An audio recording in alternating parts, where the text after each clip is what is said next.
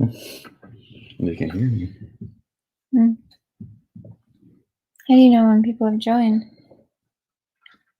Plus, Oh, yeah, that makes sense. in the comment section. Ah. They'll come in.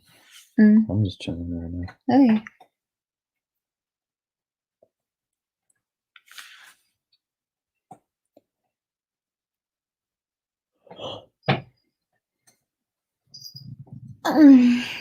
See, it says 1, but that's just me. Oh, okay. That's weird that they counted me. It shouldn't count you. That is weird. Fascinating. Yes.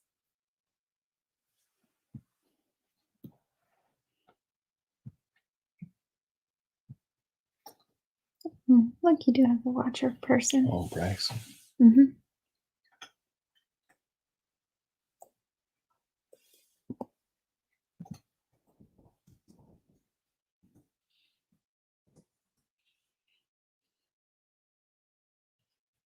Oh, so it is counting other people. It's confusing.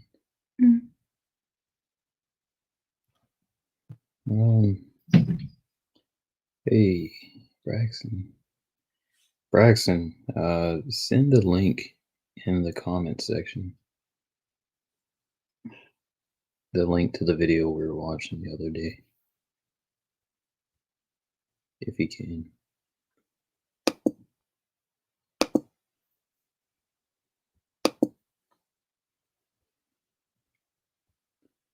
Blah, blah, blah. Okay, it can't hear me. Just checking. We have lively discussions too. Yeah, I'm waiting for that.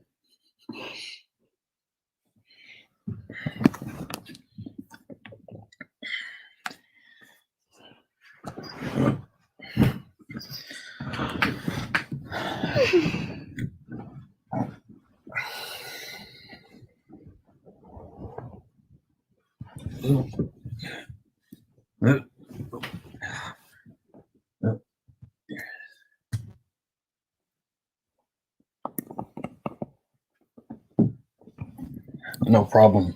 No problem. Good mother trying to put me out of business.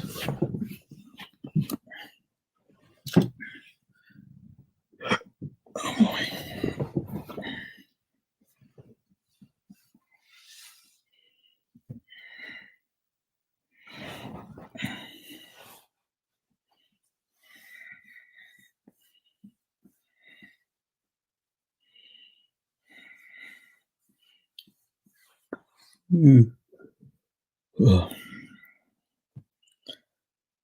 Hey, I'm just chilling out, y'all. Maybe at this is a really chill stream, so I'll probably just wait till like 10 or 15, and I'll start maybe reviewing a video or two. Maybe. I think there's something. Well, my friend told me to look up something, so.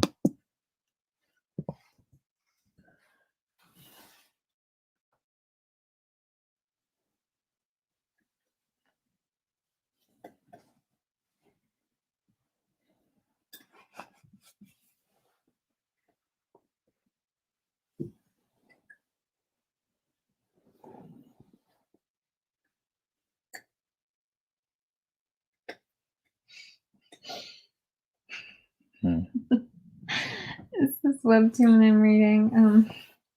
They can hear you. Oh, okay, nice. That's fine. Take your doki doki uwu nonsense somewhere else. I have to send that to my brother.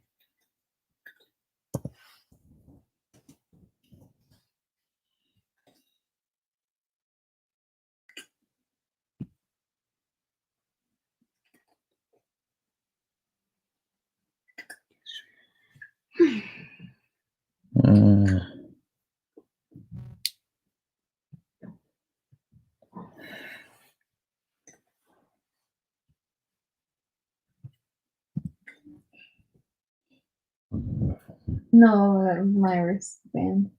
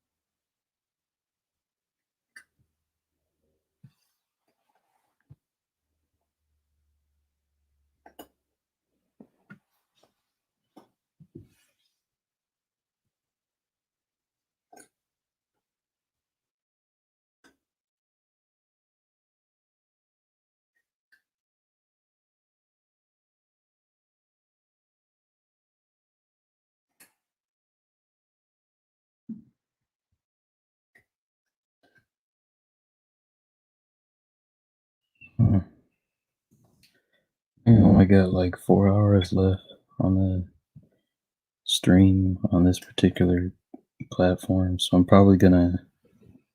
Oh, now it's counting the other two, so I'm probably gonna add for y'all that are in here. I'm probably gonna add try to look for a new platform other than StreamYard. I mean, I technically could afford it if I wanted. I just don't want to. I'd rather get something free.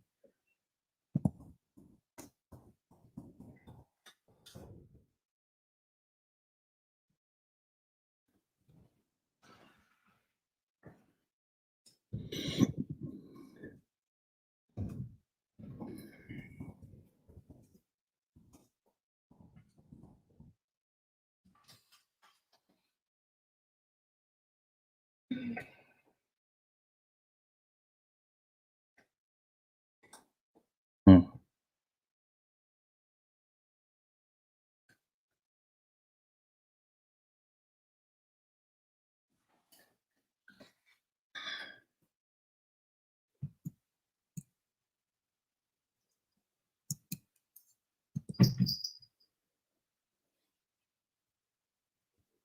Oh snap! Check this out. That stuff looks good.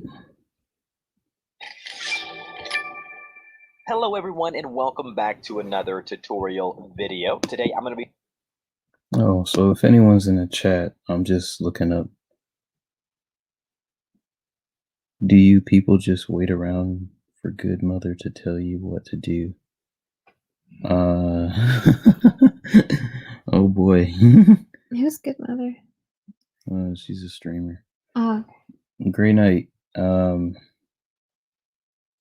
What are you talking about?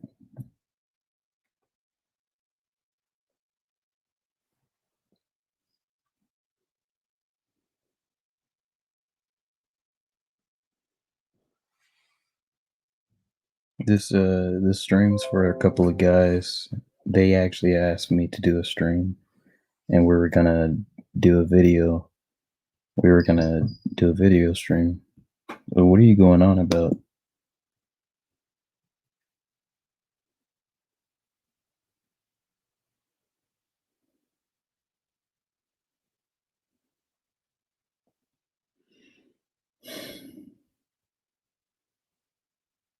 Just an observation. All right.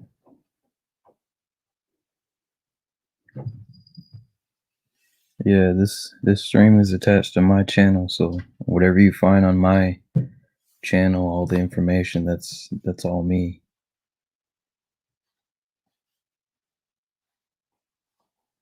She gave me the motivation to move towards, making the videos, but other than that, yeah.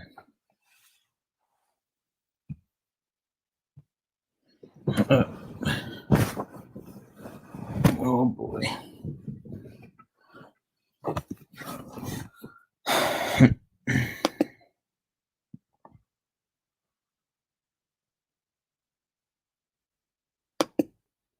I don't really have any topics to talk about right now, though. I'm just kind of waiting for a link. Once I get the link, then some dudes are gonna file in. Ryan, hopefully. Braxton, hopefully. Then we can do it. I didn't promise them a live stream, but I guess I kind of did. Be showing, so if you're not, go ahead and answer the requirement in the future as well. Tell them my secrets. Yes, I was waiting for a lovely surprise.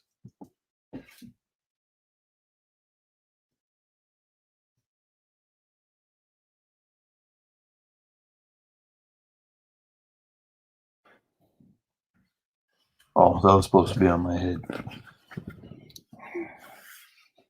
don't know why, but I always wear hats on my streams, even on my videos.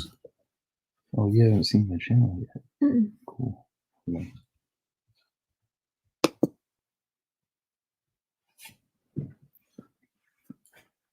Great night. Do you have any topics by any chance? Anything you've ever wanted to look up or just have a discussion about? I could pull something up on the screen.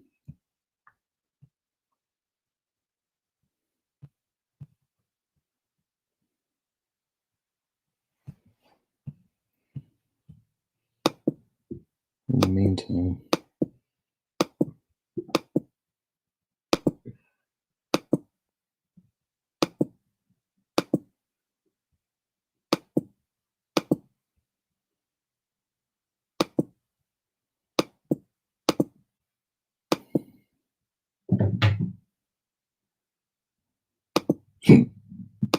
it's probably really good.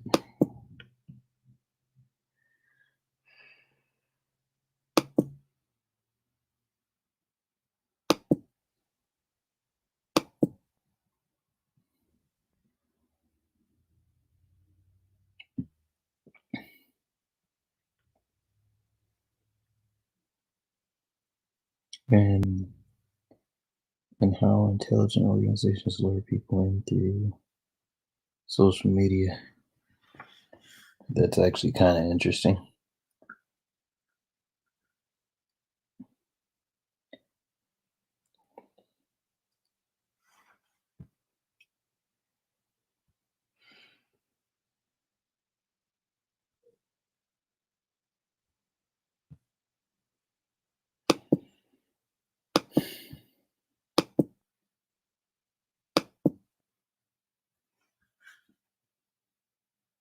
Oh,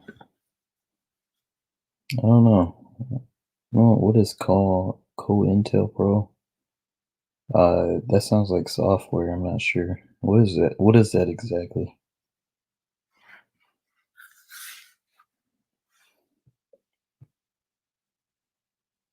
Here, we shall show my face. There you go.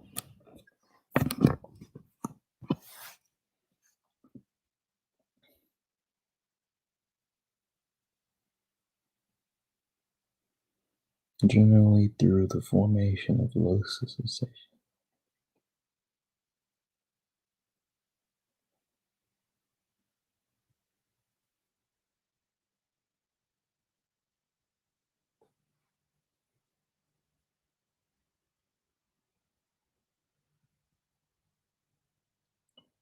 Why are you interested in that exactly? Or what? Rather, what's your end game with that?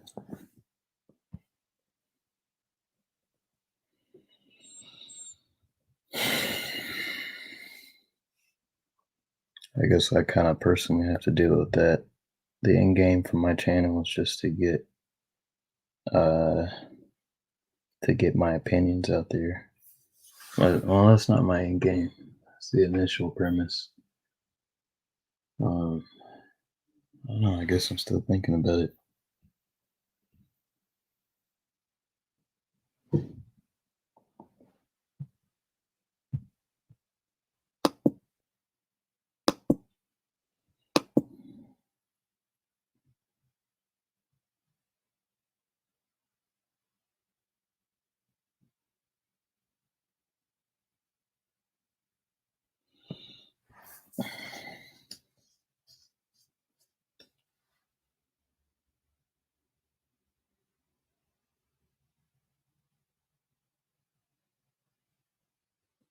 Intelligent organizations. I'm gonna assume you're talking about like MI6 and stuff like that.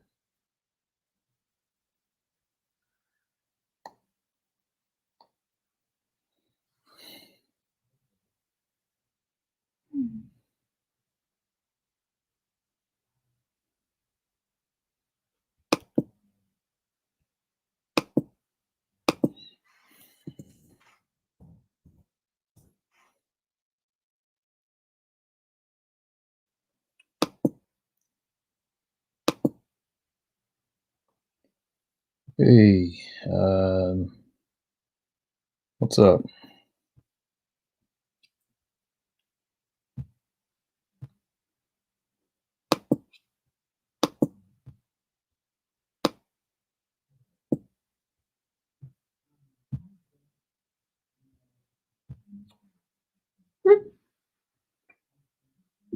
Hold on a second. Oh, here's the channel. Oh, I got a message. Oh.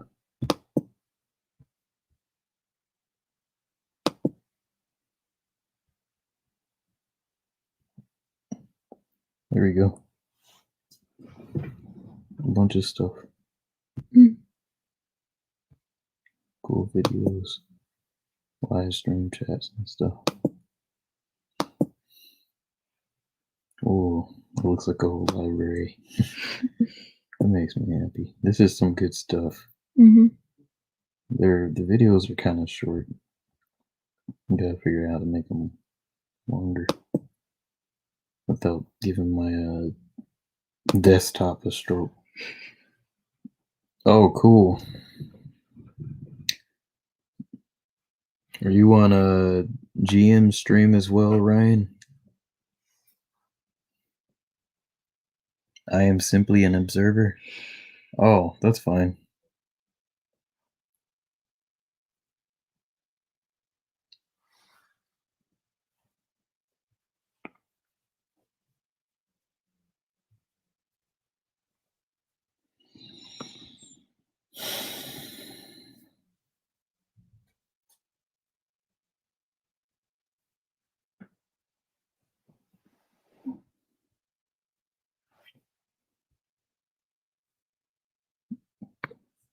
Are you asking me if I was live? Do you want a link?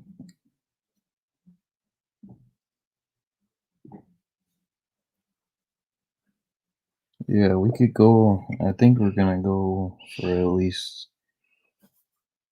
30 minutes to an hour, maybe 2 hours, but I can't do 4.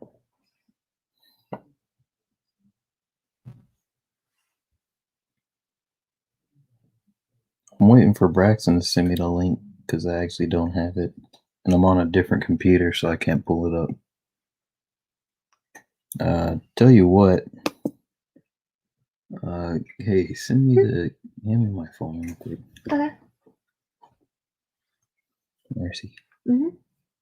I'm gonna put a link up real quick and just start on something.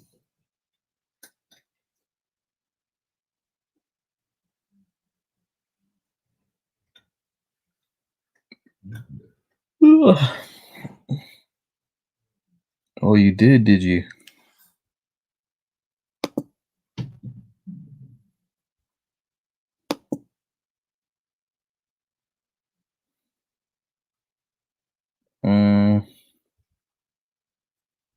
Not really. You just want to come on, and then I can put you in the. You can put it in the private link. I don't see it. Hold on a second. I'll send you this.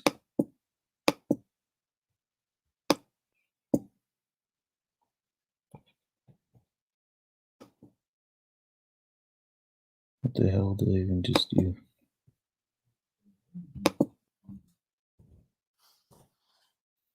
There you go.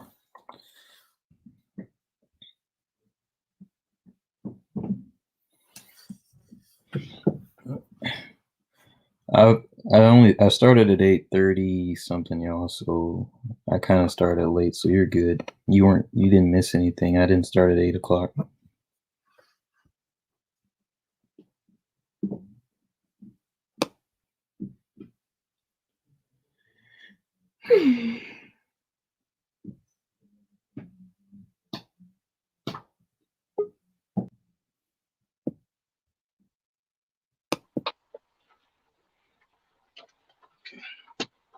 Yeah, hello?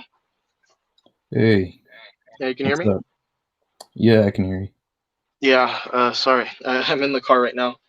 I just finished everything for today.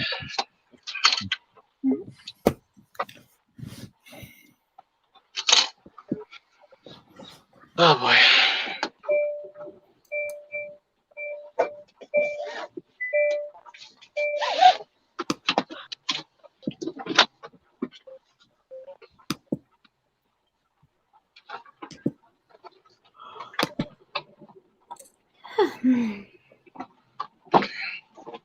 So are we gonna go back where we left off before, or is there something you'd like to talk about? All right, I posted it in the private chat again. I'm gonna go to a new video, and then we'll slowly segue back into where we were going. All right. I got the link, by the way. I'm trying to fix my audio real quick.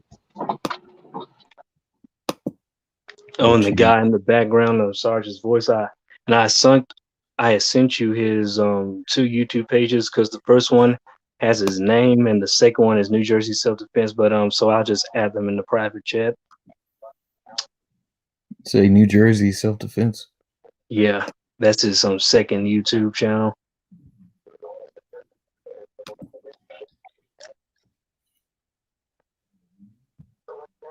Is it raining? No, that's one of the cats.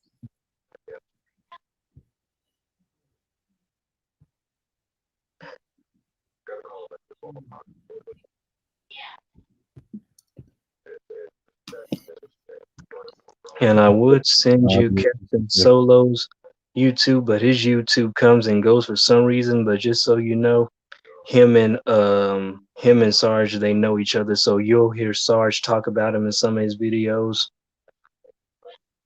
All right. Yeah. So let me sorry, this is Sarge's page. Posted.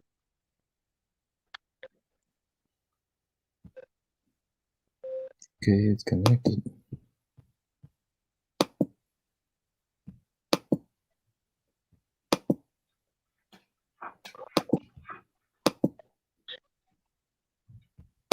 I don't know how to get it to connect to this. Oh. All right, is this oh, did it work? Did it do it? Did it? Wait, am I getting pulled over? Oh no, it's the guy in front of me. There's a lot of cops with lights on in the back, and then there's a guy just sped past me. I was getting pulled over, but he just went right by me. I'm like, okay.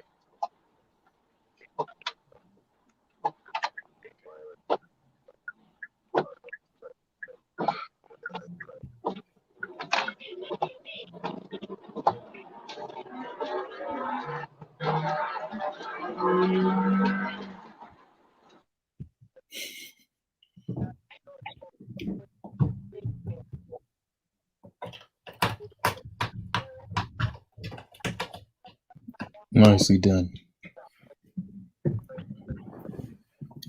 All right, so I'm done fiddling with my audio. This thing not working.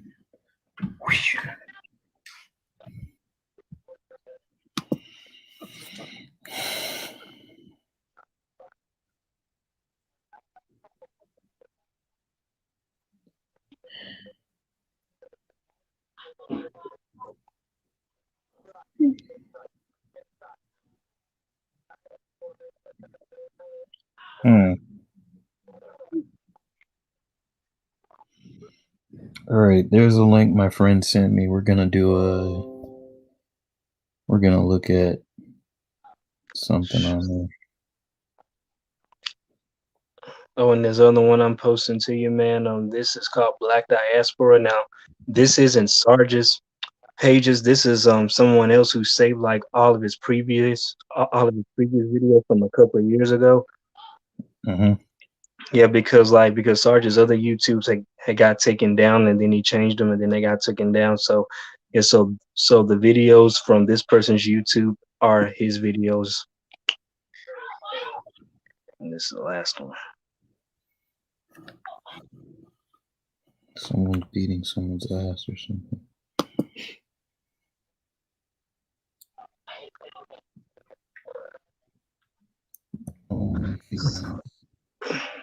I probably already saw this, but I'm clicking something that we're gonna watch. Only things.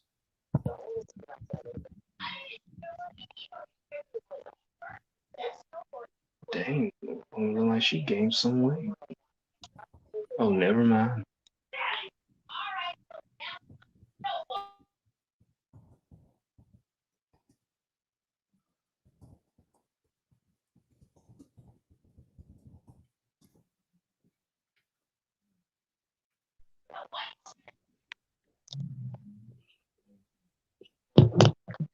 This is really long.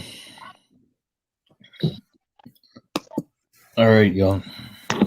Put this video up. This is a new one my friend sent me. He told me to watch it. So I'm going to share the screen.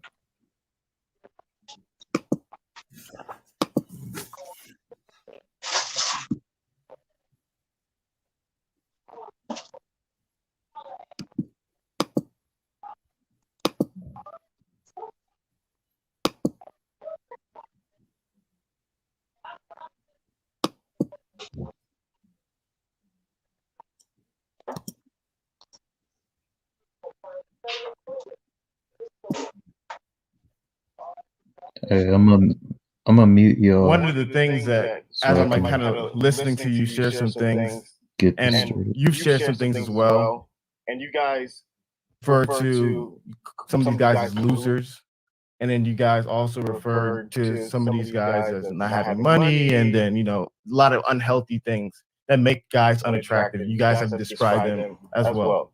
Do you guys think there's any characteristics about yourselves that make you unattractive to men, the same way that you find certain guys so unattractive to you? Yes. Okay. And what would you think those characteristics are? About themselves. Yeah, My about ear's fine. yourself. It's echoing. I Huh? threaten men because Hold on. I'm just very independent and I'm very successful and I don't really need to. They say the same stuff over and over again. Did he? Oh shit! Where'd he go? Hey, Emmanuel, what's up?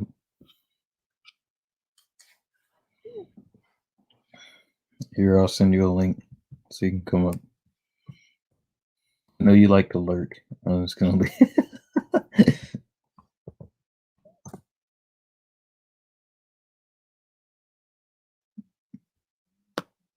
Do any of y'all know Grey Knight by any chance?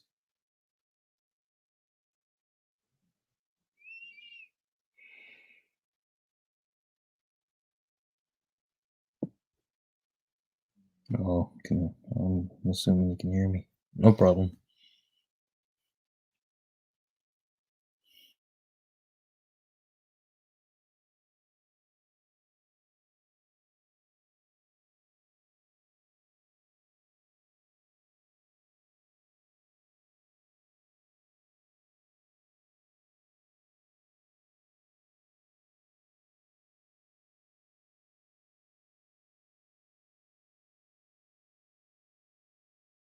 Rely on anybody else or just even bother with your presence because I am so well established on my own. So At 23. yes, 23 with a money tree, boo. Like, don't get me wrong. Yeah. And what is your job? I work on OnlyFans Okay. and I'm a model. So money tree from OnlyFans. Yes, I run a business off OnlyFans. Okay. Plug it in. Yeah, what's your OnlyFans? OnlyFans.com/JessieTron. Or you could just go to my Cool. website, jessie.vip. And then so in regards to this money tree, is this like one of those, have you seen the Karate Kid? One of those short. So I quit my job. Okay. And I didn't have anything else to do. So obviously I took a leap of faith and I started an OnlyFans. Mm-hmm. And with that, I started making $0, $100, whatever, let's say X amount of money. And throughout time, that X amount of money has multiplied way too many times Mm-hmm. and then it's become a business at this point. So Yeah. you run a full-blown business when And you how long have have an OnlyFans. And how long have you been doing that for? A little over a year. Okay. So it's like a money tree, like that kind of tree, or like actual No, like. I need a bigger bag than that. Okay, cool. Yeah, no, I think it's interesting. No disrespect to any women in the OnlyFans industry that you guys think that you have like money when like you guys more than likely don't. And in regards to like having a career, you guys are actually like temp workers, and so it's a season of temporary of money, but I don't think it's a money tree. Because when I think about a tree can also have seeds that create more money. What you mean to tell me is that my looks are not going to last me very long. But what I mean to tell you is that Yes, they are. Because money guys, is really is flowing abundantly at this point in my life. So Mhm. I'm taking advantage of that situation. Yeah. And with that, I can invest Invest, into of myself course. and different parts of myself. I don't have to work 40 hours a week or give myself up or do anything that I don't want to do because of the liberty that I have. So if you could go ahead and put me down, say I don't got money, whatever. No. There's people making millions off of OnlyFans. Of course, and you're You don't know how much I Temp make at the end of the worker. day. No, but do you know why it's temp work? You know what temp means? But it's not, because you could do it for as long as Yeah, you you want. really can. Yeah. You can stop while you're 70. You can stop while you're 50. Right now, There's I'm 23. 50-year-olds. If I keep doing Yeah, it there's until grandmas I'm on like it. 30-something, Yeah. after so many years, that would be thousands and thousands and Yeah. thousands and At the thousands end of the of day, dollars. I don't think you're the consumer for that. So you I'm- really have Yeah. No, you really don't know what to say about it because you're not spending your money on it. So how would Yeah. you even know how much money goes in there? Someone asked if it's a money tree, what seeds can you plant with OnlyFans? Well, you Anything can you start up want. any business you want. Like Yeah, I think anything in the world. my biggest thing is I just think when you're a 20-year-old kid, I'm a 20-year-old woman. I'm sorry, I was rude to me. Yeah. When you're a 20-year-old kid and you think that you have a certain amount of money, and when you think that your career is a career when it's a temp job, my problem is so many young women believe this story. And then when you look at women who are your peers, who are 40 and 50, how many of them who were in sex work are still making profit? Because what you're not realizing is right now, yes, you're making $10,000, $12,000, $8,000 a month doing OnlyFans. That's fantastic. But what's going to happen is each year, as you become older, as your audience begins to mature and gets kind of tired of the same old girl, they're going to move on to the new girl on the block and spend money on her. And that 10,000 that was coming in becomes 7, and then it becomes 5, and then it becomes 4. But here's the problem. Your lifestyle remains the same. And your lifestyle also increases at times. So the bills that were once $5,000 a month become 6 and 7, 8. And the same exact problem that athletes had, which is why so many athletes are broke, because they make their money when they're young, and then that career is not sustainable. Women in sex work have that same problem, and they go into that same situation. Yeah. And so to me, when you call it a money tree, you're deceiving yourself. And to me, that's harmful message to be communicating to women, because I know a lot of women who are in these different fields and these different industries, and when they're 20 and they're young, they think they're making so much money, but when they look back on the women before them, that's not the case. Do you understand that concept in regards to money as well? I understand the lesson you're trying to teach me 100% because that's true for any business. It's not going to last forever. So I completely get that. And, if you have any knowledge on how to get further in life, I feel like you should spread it, right? So if you know how to make anybody more successful, then you should do it if you have that knowledge, which is great that you do. And I have the knowledge that I have, and I use it to my advantage, and I use it and I spread it. And you have your knowledge, and you should use it and spread yours. No, I agree with you, but for me, I think the reason that kind of like maybe want to question it is because I'm from Atlanta, hear so many women who are saying that they're making money from OnlyFans when you're making money in a year. And you're thinking that money you made in a year is going to be the money that you're going to be making in 10 years, in 20 years, in 30 years, and 40 years. And so that's just not the case. So that's just something I'm going to hope, stop it real I quick. don't know if you're listening, but I hope that's something that you...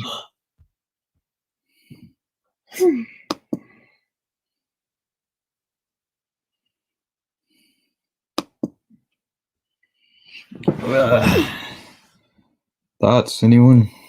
I stopped it at the 7-minute mark. I'll go to maybe the 14-minute mark next time.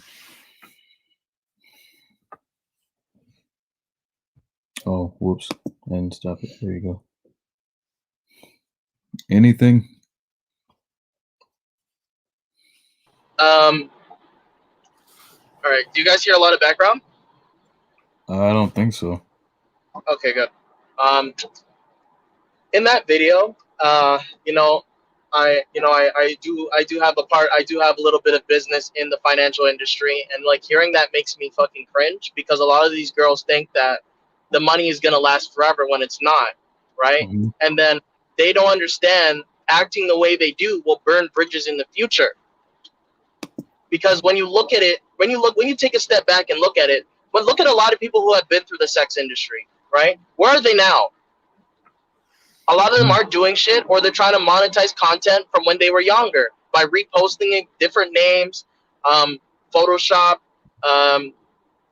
rehashing the same content over and over again. That's basically what they do now, right? So when you look at long-term gain from, let's say, a quote-unquote, they consider being an online stripper a business, right? That only lasts so long. It's something that's short-sighted. There's not a lot of growth in it. So I have no problem with the girls wanting to do that. But at the same time, you need to understand that all of us men right now, when we get a job or when we get a raise, right, what is the first thing we're likely to do, right? We're likely to save money or plan, right? So if we want something in the future, we're likely to plan to get it, right? We don't go out and just because we get a $10,000 raise, we go and spend all our money. We don't go buy a new car. We don't do any of that. Yeah. Because the thing is, the whole point is, if you are living a certain lifestyle, you should live within your means.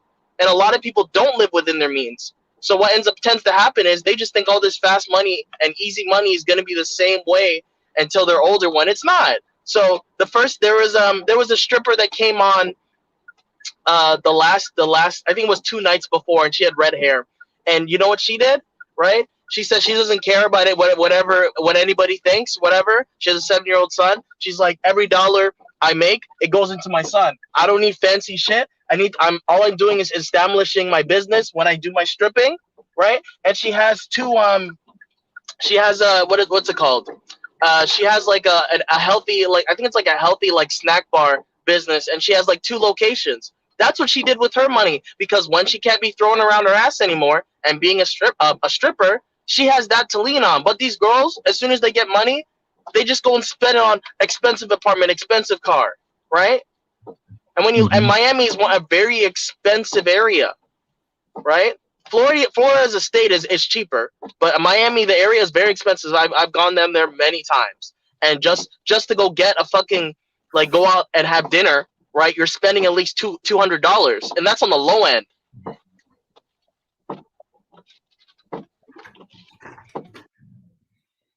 Yeah, I don't really have a lot of thoughts on it, but I kind of agreed with him. I never thought about it from the angle he was coming at too. So I got it because my friend sent me the link to it. I'm gonna keep playing it. We'll see if he goes into something else. Well, and if Miami is expensive, can you imagine how expensive it is to live in California? Nope. Oh, trust me, I spent a weekend down there, and I somehow spent $3,500. That shit is so fucking expensive. I would never live there. I would never live there. Tell me how I paid almost $200 and something for a fucking parking ticket, please. Was that in California, man? Yeah. Oh, Jesus. I was on Rodeo. I was on Rodeo Drive, and I think I was parking. I think I went over like 3 minutes over my time, and they gave me a parking ticket, and it came up to about $200 something. It's ridiculous.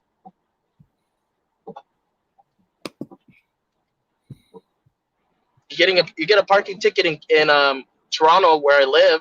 It's like $40 Canadian, so that's like $30 US. Oh.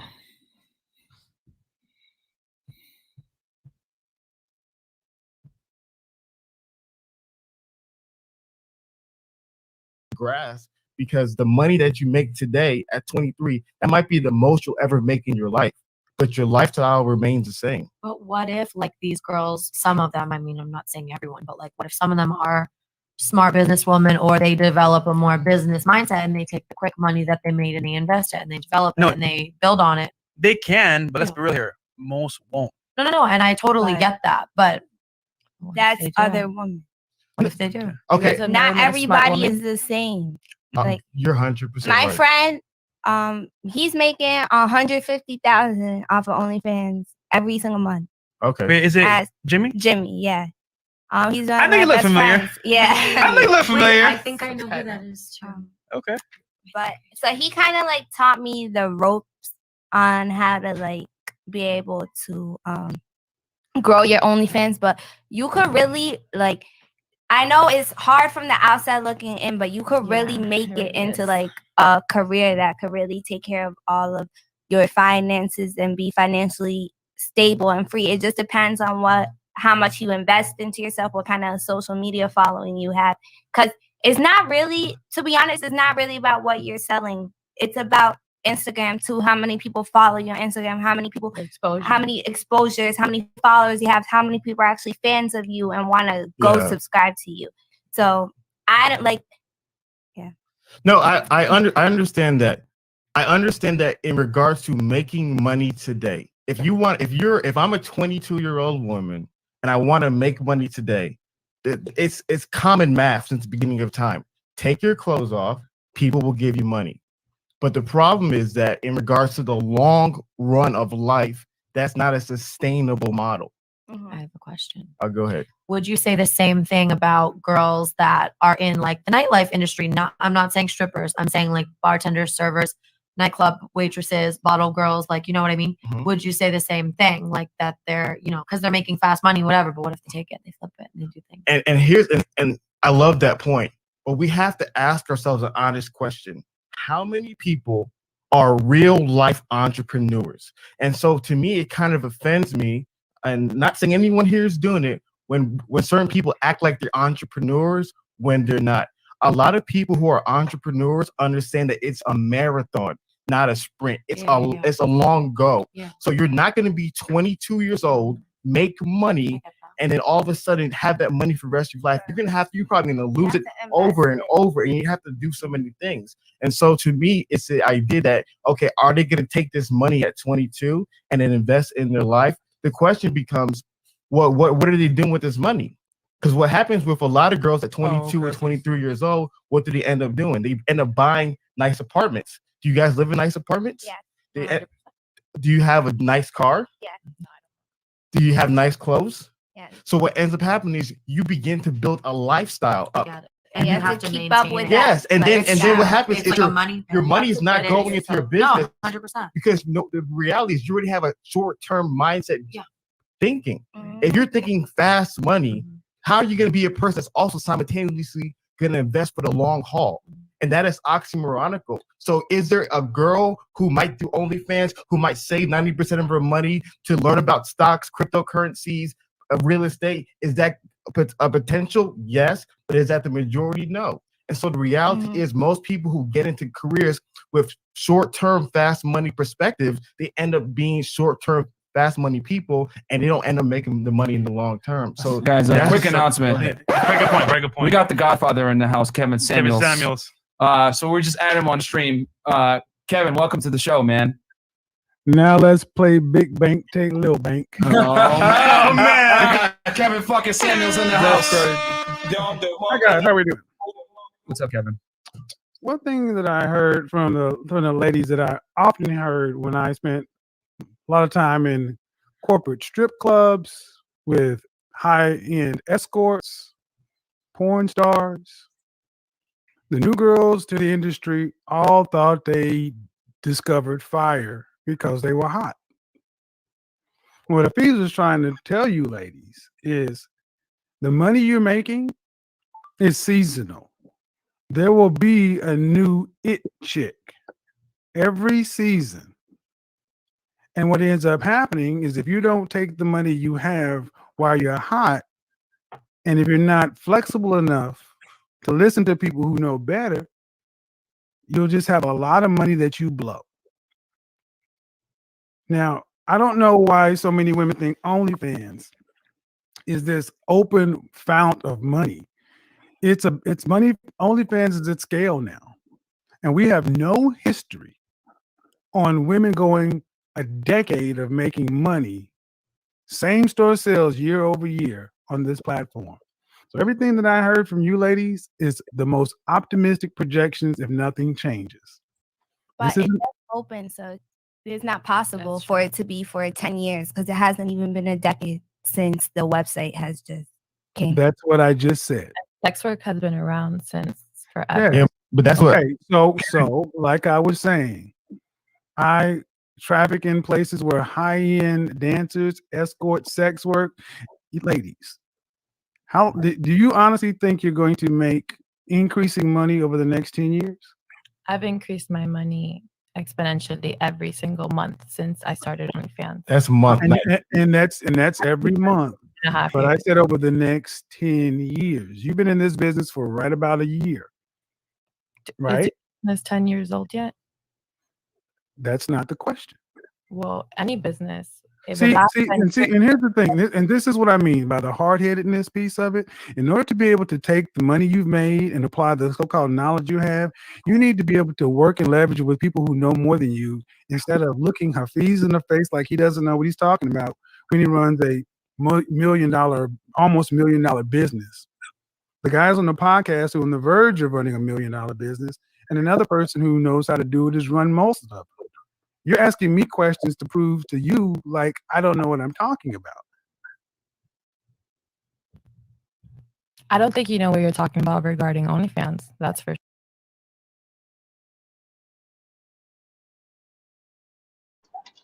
sure.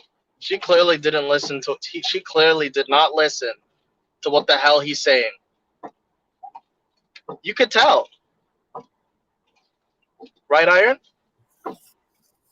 Yeah, I think a lot of women seem to, I don't know why, but they you can kind of tell when they're going to respond in a negative way to Kevin.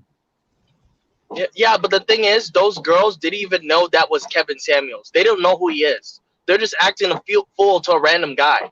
They don't know who he is yet. That's a good point. Right? Yeah. And at the same time, this is what happens, right? When you have a society where there are so many safety nets for women, and it's so many easy ways for them to make money, they just think they know everything and they run the world. They do not. Because yes, you can go and do that and no one is hating on you, right? I have friends that are in the sex industry. I have no problem with that. I have friends that are porn stars. I have clients that are porn stars, and I had a senior that that was 3 years in law school, and she dropped out of law school to become a stripper, and now she makes $200,000 a year. I respect it. Do whatever you want, but at the same time, you need to understand, right? Just because you're making a lot of money doesn't mean you can keep it. Mm-hmm. Look at top basketball players. Look at fucking Allen Iverson. He was one of the best ISO players in the NBA. Now he has a $200,000 net worth. He has nothing. He made 40 to almost $80 million his whole career, and he has $200,000 to show for it. Because what was he doing it? Blowing it on drugs, hookers, all this other crap. You can Google it. How much money he's made. Yo, let's actually Google this. I hope YouTube doesn't wax my ass. Yeah. Same thing happens a lot this side with football stars. When I say football, I mean what you call it, soccer. So yeah, it's a problem, and it's something that hits both men and women in the same way in this regard, because obviously it's getting money when you're not ready to use it correctly. You don't have the knowledge, you're not financially literate, and that's what the guys are trying to tell these women. But when people are making so much money and they feel like they're probably making way more than what they made at their previous job, way more than a lot of people's parents, so they feel like they're on top of the world, and there's no way to sort of get through to them. I mean, the way in which they were responding to Hafiz, I think it was so dismissive, I think I put in the chat there where they were like, I totally get that, but then they didn't speak like they actually listened to what the guy was saying. You're just like, I'm going to disregard everything he said and just carry on with whatever talking point I was going to say, Yeah, so I checked his account. It said, or his video thing. So it said, or his net worth rather. They said supposedly he squandered like $250 million. and he actually supposedly got saved by Reebok, and they gave him some. But then I think Don't tell his me he net wanted worth that as is well. actually, huh? Don't tell me he wanted that as well, because I know he got the deal with Reebok. I think that was in 2020, but his net worth is like $1 million, from what I understand. Jeez. That's still pretty low considering his previous status. Yeah. Like he should be but see, actually. but this is what I'm talking about as well. Double, huh? Heck. This is what I'm talking about. A guy that was so inspirational in the league. I'm worth more than him. Bro. Does that make any sense? Well, it does when you get more information about his spending habits and stuff like that. But when you compare how much he was earning and at what age, it's just like, how did you fumble the bag this badly? Like, Yeah, and that's kind of how you have to look at it. And I love how when we're watching the video, pay attention to see how the blonde reacts to certain things, right? Because when she speaks, right, when it comes to like when someone's saying something offensive or giving a critique, right, of the situation, she always takes it on as a personal attack. But when it comes on when she's talking about something positive, she's always generalizing it or going to the straw man argument. She does it consistently throughout the video. wait, so you're saying when the guys are critical, she misrepresents whatever they're saying, and then when it's positive, what do they do when it's positive? When it's positive, they generalize it to make it seem like it's not, like they generalize the good things to make it seem like women aren't doing anything wrong. So for example, when she was talking about the investing and how, women don't, women when they're in this industry, they make money and they save the money and they invest it in other things. There are a lot of women that do that. They're going to they're talking about the vast minority. Because remember, I remember I talked about the stripper from 2 nights ago on their show, that's what she was doing. But come on, you think every stripper is fucking doing that nowadays? No. What was this thing that was? I said it on one of the streams we had with Good Mothers that one of the tactics you'll see a lot of these sorts of people use is to cite like the extreme and bring it to normal, right? And then they take the normal, if it's not to their advantage, and then they make it seem like it's extreme, or like it's not good, or it's not usual, And that distortion, like straight up distortion of reality, it's insane because it's like, how do you get through to someone like that? It's like delusional. Here's the thing: you really can't. Something dramatic has to happen to them, like for them to even listen to you. Because like I do have clients that that are in the sex industry, and I would tell them they would ask me for certain advice. They would pay me to like give them certain financial advice. And then I give it to them, and then they come back 2-3 years later, spend half the money that they initially saved, and then want to work with me. That's happened way too many times. Yeah. There was a woman that won the lottery in Montreal, and her husband. I knew her husband, and they ended up working with me, and she squandered about 70% of it before she actually started working with me. Ridiculous. Yeah. How much money did she win, if you know? She won about, I think it was like 22 million.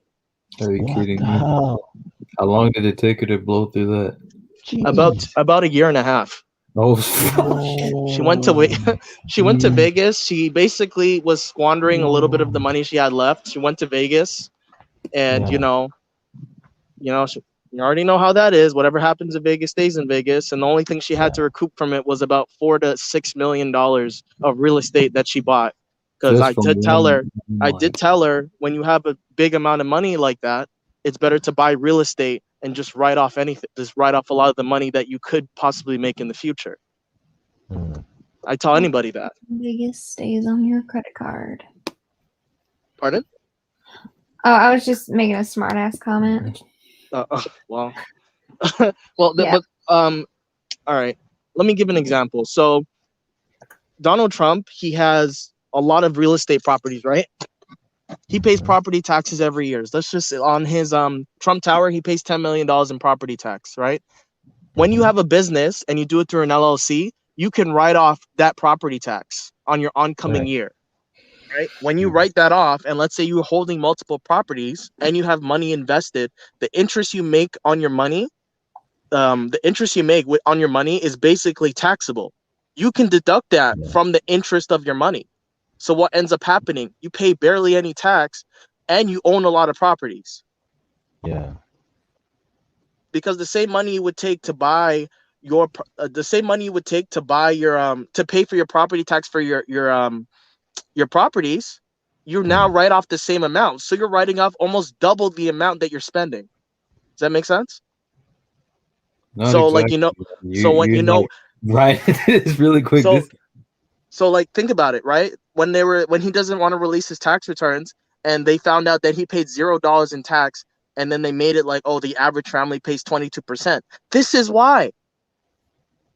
You see what I'm saying? But the thing is, these girls, they make their money, they make easy money, they think they know everything, but they don't know anything. So I'm like, go shake your ass, right? Go do spins around the pole, but make someone that knows how to invest your money, so you can at least have something after the fact. Because you're not going to be the next hottest piece of ass on the block like in 10 years. You're not going to be the same. You're not going to be the same. You're not going to be the same. They're not going to look the same way that you did before. That's all I'm saying. I ain't hate him, because the thing is, if it was me, younger, newer model. If it was me and if I was a woman and I wanted a man to take care of me and whatever, right? And I didn't care about all that shit, and I just wanted to make as much money and exploit myself as fast as possible, shit, I'd do the same thing. Yeah. Yeah. I don't know if I'm gonna play the whole video, but I'm gonna play it. Yeah. I'm talking about as far as business and making money. In regards to making money, money comes in waves, and we all have to understand that. And if we all invest successfully, we could. Where are you investing? Where are you investing? So people are. Where are you investing? Average. Where are you investing? That's none of your business. It's a secret. Declare that. I accept what you just said, but you said money comes in waves. Granted, we have to invest. It's taken. Where's some of the places you're investing? Yeah, See, this is what this OnlyFans economy has done. It's let women with really low functioning knowledge, no high value or high ticket skills. That's not low functioning knowledge. Well, let's talk. Okay. Every time I've asked you any question about business, and you've asked me a question instead of answering it. And I said, and if it's not you, eat the meat, spit out the bones. But what OnlyFans has done is it's created a bubble economy. Women are rushing to OnlyFans thinking that it's the new .com, the new real estate, and they're realizing that there is no sustainable way to project this out for over 5 years. Now, maybe you don't know that knowledge, but I do, because anyway. So you can for the club, like we're not. You can't even get in. But do you understand that what he's not trying to hate? And so no, but listen, I'm investing my OnlyFans money into body contouring. He's asking my friend, what is she investing in? Yeah. He was trying to make her feel bad about that. I'm doing it into body. I asked her what she was investing in. I don't know whether it's good or bad. I didn't want to guys pay my bills, so why would I tell you about my business unless you're I think guys are just mad. It's you guys are very happy for me for my ladies, success. Ladies, calm down. Here's the reality. The point of the matter is that what we're trying to communicate is that a lot of fields that give people quick money, whether it's entertainment, whether it's sports, whether it's acting, there's so many fields that will give you quick money today. And when you get that money, you think you've made it. Look at all the Atlanta rappers. Look at all the basketball players. You think that you made it because you're getting money today. But a lot of these fields in 5, 10, 15, 20 years, you're not making the same amount of money. It's not just you women on OnlyFans, it's also men as well. But the reality of the matter is that if you are not wise with your money, if you are not long-sighted with your money, if you don't have actual investments, like understanding cryptocurrency, like understanding mutual funds, like understanding stocks, when you're not educating yourself on those matters, what ends up happening is you end up losing your money. And the reality of the matter is, for a lot of women who are into sex work, you guys are short-sighted individuals. So if you're a short-sighted person, more than likely you're not spending your money. You're buying bags. You're buying nice Who apartments. said OnlyFans is just sex work though? I didn't say. Who said I'm buying bags? Like, who said I don't? Let me own finish. stock? Let me finish. Hold on. See, you can't do that. I asked you what you're buying and what you're investing in, and you didn't want to say it. Exactly. So when Hafiz makes an assumption, then you want to question that. See, here's what we have going on. This is what I said about being hard-headed. I think you guys need to be more open-minded. Yeah. So guys, you guys need to spread a positive message, because at the end of the day, I'm leaving it with a negative message from this podcast because can somebody grab some control? Because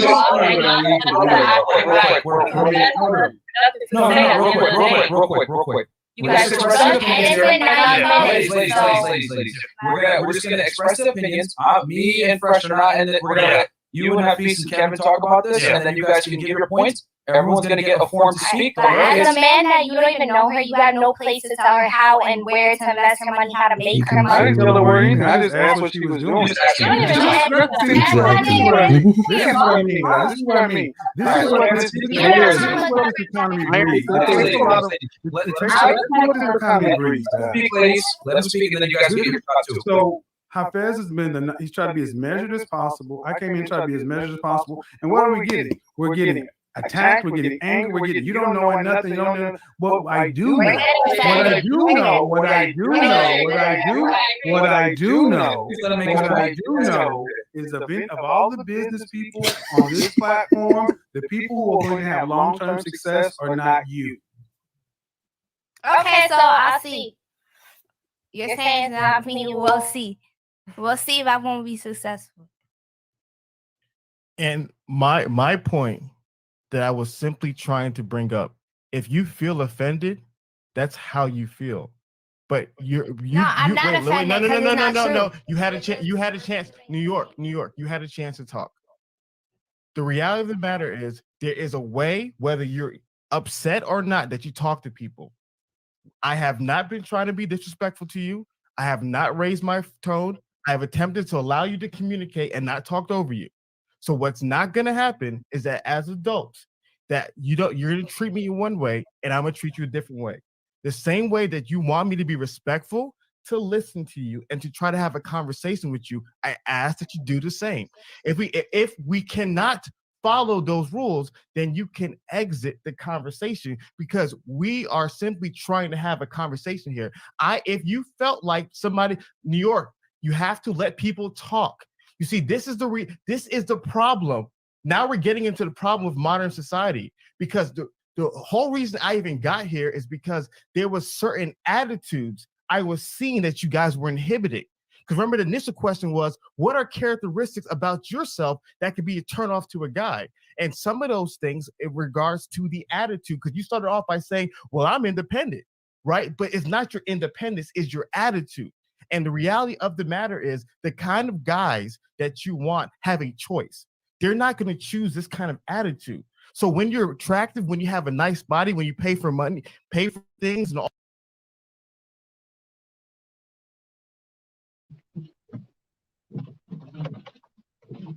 I'm gonna stop it there. He's about to wreck something, I can tell.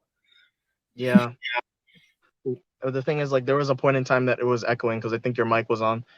Yeah, I realized that and then turned it off. Yeah. Do you notice when they were talking, right? The girl initially says, "Oh, why do you think OnlyFans is sex work?" And then later on, she's like, "Oh," she's like, because she knows that it's that like what they're doing is sex work, and she's saying that, oh, it's not only sex work, because she switched up what she fucking said. She's not comfortable with her doing that. Like, she's not comfortable with even doing it completely on a psychological level. If she's asking that. And she did say she was investing her money doing body contour. Body contour is not that expensive. So if you're making $10,000 a month or $8,000 a month, because she has a shit ton of followers, she has like 60,000 followers she has $60,000 on Instagram. So even if it does convert over and she's making a certain amount of money, $8,000, body contouring is not that expensive.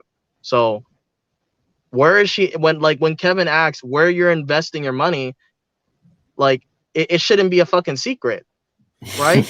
Are you investing your money or not? And then later on, when it becomes a problem, he's like, oh, but I'm putting my money here and here and here. And then Kevin's like, wait, hold up. Wait. When I asked you the question, why couldn't you fucking tell me? Why was it none of my business? But now that he saying something you don't like, you want to give a rebuttal. She keeps doing that throughout the whole stream, even before this. Yeah, it's an ego thing. You can tell they don't want to lose. Yeah, 100%. I think what you pointed out, Ryan, about how they're able to switch between two modes of thinking, and they don't see that's not consistent and it's not logical. You know, it's like on one hand, say no, it's none of your business to know what I'm investing in, which is strange hearing from someone who's like, you know, broadcasting their private parts and all of that. Weird for you to be secretive about your investments versus your private parts. Fine, let's keep it there. Then next thing, when someone has to assume certain things, now you want to correct them. It's like, but what is he supposed to do? Because he didn't give the information. So of course he's going to make some assumptions, you know. But that's the thing. It's not about being consistent. It's not about actually telling the truth or trying to establish the truth. It's about winning. That's all they want to do. And what Einstein was saying about how you can sort of tell that some of them are like on a deep level, they're not actually comfortable with what they're doing. They rationalize it with the fact that they make, you know, I'm getting this paper, etc., etc., etc. You know, who cares, because you still have got your minimum wage job while I'm getting all of this cake. So, you know, whatever. But you can tell in like little moments that they're actually a bit ashamed about it, you know. And I think it's scary because those women who are coming up after them and who are seeing all of these women making a lot of money from OnlyFans and all that, they may not be wise enough to catch those little moments where they expose the fact that they're actually ashamed of a lot of the stuff that they're doing, you know. And I don't have a problem with you know, her industry, but I think it's only fair to demand that people be as transparent as possible with regards to the guilt that they have with regards to the stuff, the stigma, what's the other stuff that I wanted to say, all of the side effects of this thing, to just, you know, paint this super beautiful picture of I'm making all of this money is not realistic, you know. Yeah, I 100% agree. I feel like if you have a sister, if you have a sister, or if you have a friend, you know, if she's going to get into this stuff, she needs to know the consequences of getting into this stuff, because a lot of them just see the good side of everything. They don't see the bad side. They don't see the stress, like, you know, like I know people in the industry starving yourself, you know, wanting to get into relationship with, you know, with people, and you can't do anything. You're kind of secluded by yourself because there's a certain stigma and demand that you must adhere to get the money that you want. You are selling a piece of yourself mentally and physically to get what you want, which is money. And you know, some people are okay with that, but majority of people aren't, because I know a lot of people that aren't in the industry, and you can look online. There's so many interviews of porn stars regretting that they went into porn, and now they want to be treated like a fucking a nurse with and the mother of 2 kids after just getting the back blown out by like what 6-7 black guys in one fucking video. You're not going to treat the woman the same way. Yeah. Because we guys, we look at those women and we're like, yo, we're 100% for you. Do what you want, because, you know, there is a demand for it, and there are some guys that will just fucking pay for it, whatever. We can't stop that. But at the same time, men that have their shit will never wife you. And the men that do, we will clown them. Mm-hmm. Yeah, I think what you pointed out there is a flaw that comes with having all of the stuff be online versus, like, you know, in real life and things like that. You know, I think when it comes to, like, I'll say, for example, crime, the side effects are very, like, in your face. The risk that you're taking with regards to, let's say, breaking into someone's house or you know, stealing from a shop or whatever, you know, the risk is right in your face. Whereas with OnlyFans, it's sort of like latent, it's hidden, you know. It's easier to ignore, especially if you're the sort of person who tries to rationalize, you know.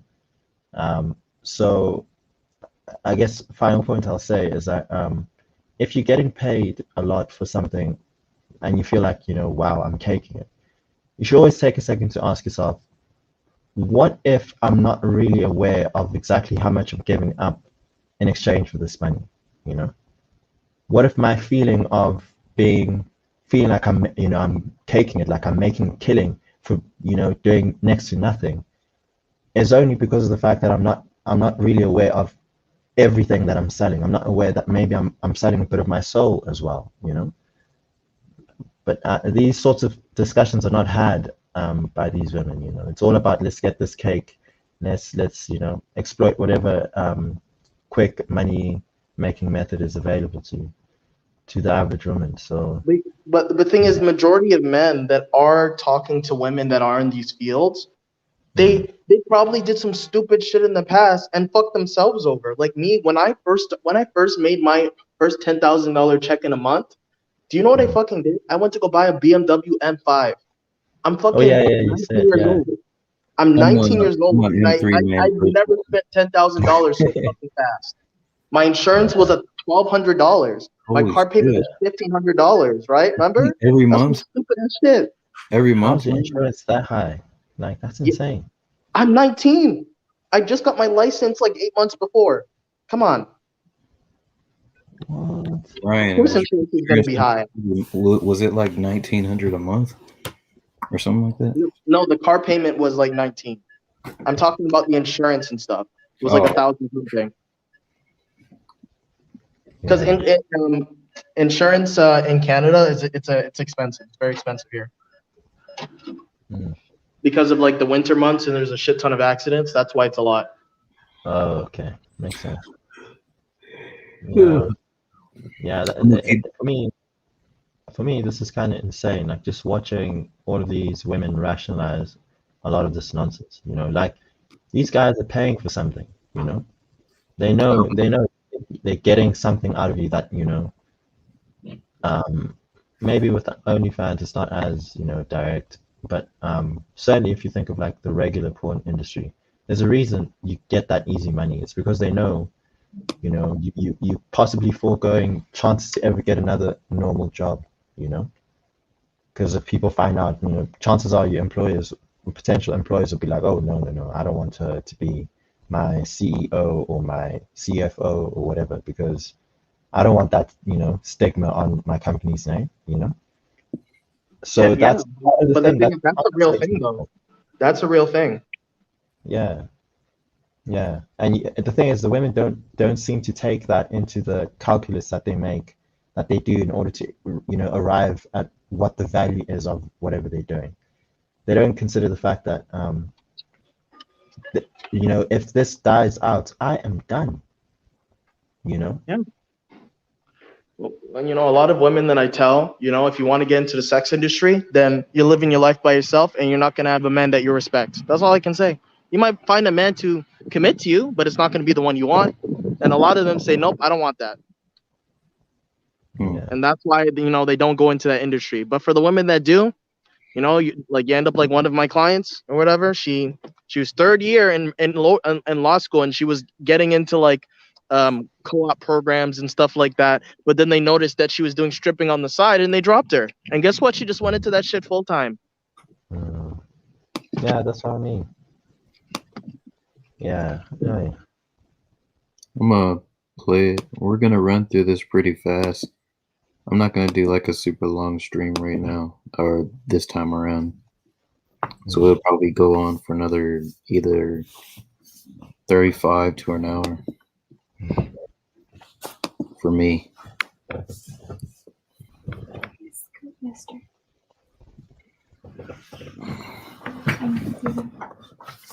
Hold on a second.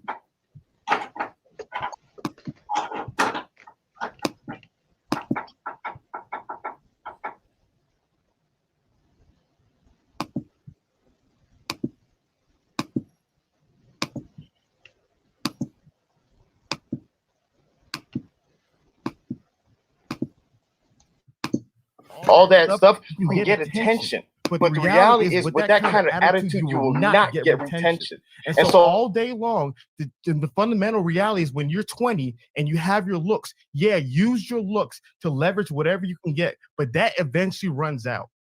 That eventually runs out. And at the end of the day, what's going to happen is you're going to be at a point in your life where all you're going to have is who you are as a person. And if you have not spent time, energy, effort, and resources into investing into yourself to becoming a better person, what you're going to be is by yourself. And so, and my hope for these conversations is that we as men and women can talk to one another and build one another up.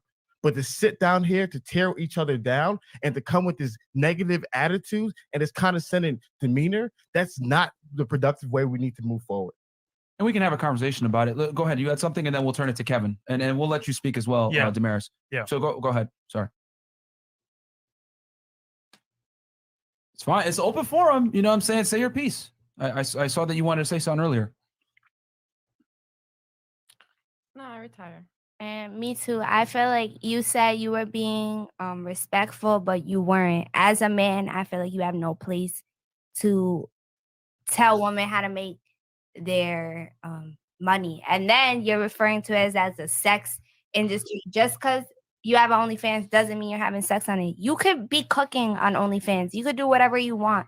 So I just feel like I'm just offended. And it's not just towards me, it's towards women, because men have no place at all to say how women should and We shouldn't. have every place. We built the goddamn world you live in. No, you didn't. I'm gonna The say one platform other we're on is built by men.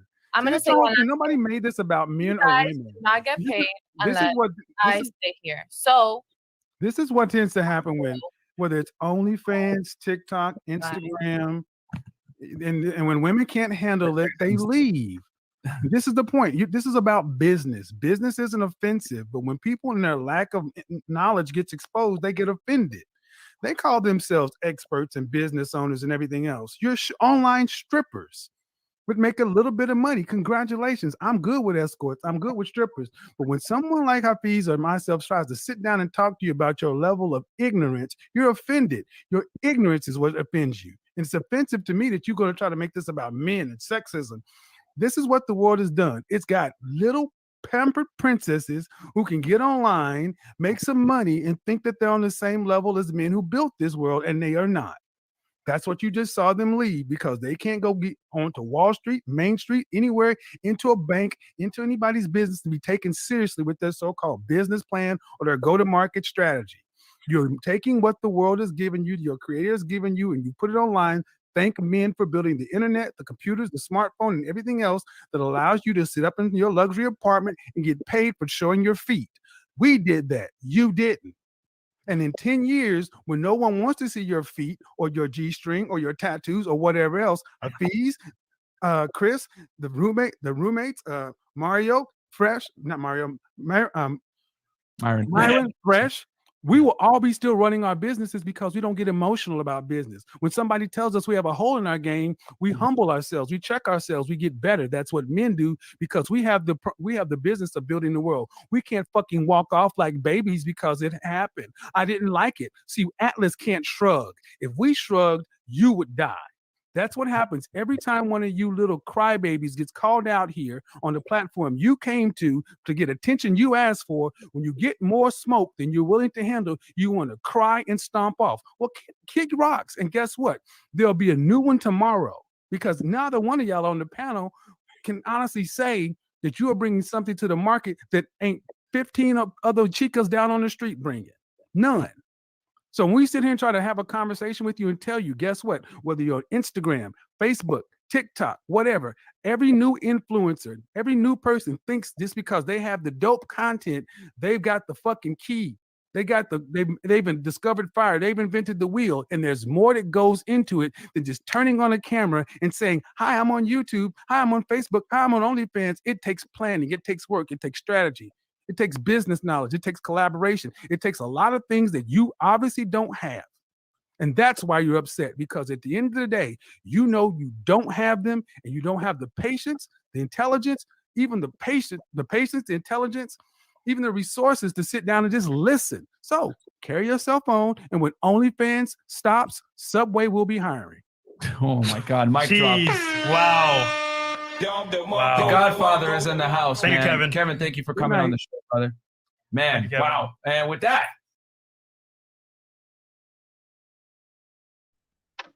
Jesus. I think he scored Right. some shit out of it.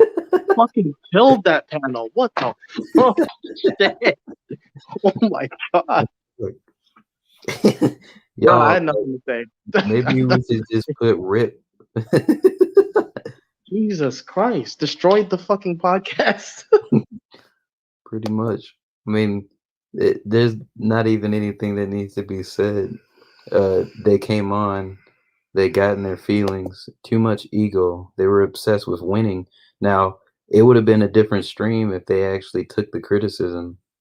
Like, Well, really, the girl in the middle still is she's still there's some hope. The thing is, that's the difference, right? Even though she didn't like what was being said, she still sat there and she listened.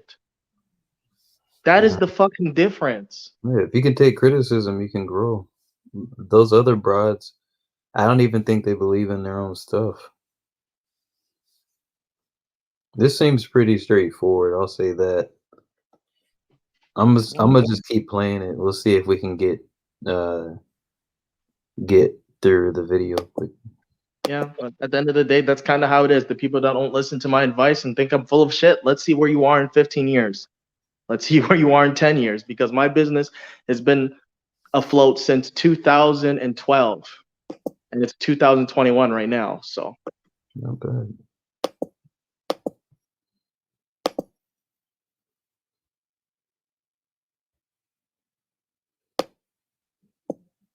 I think the ladies are outside. Are they mad?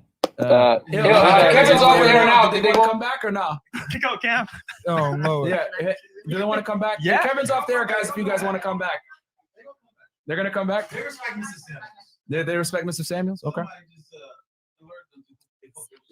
Oh yeah, you guys were just talking to.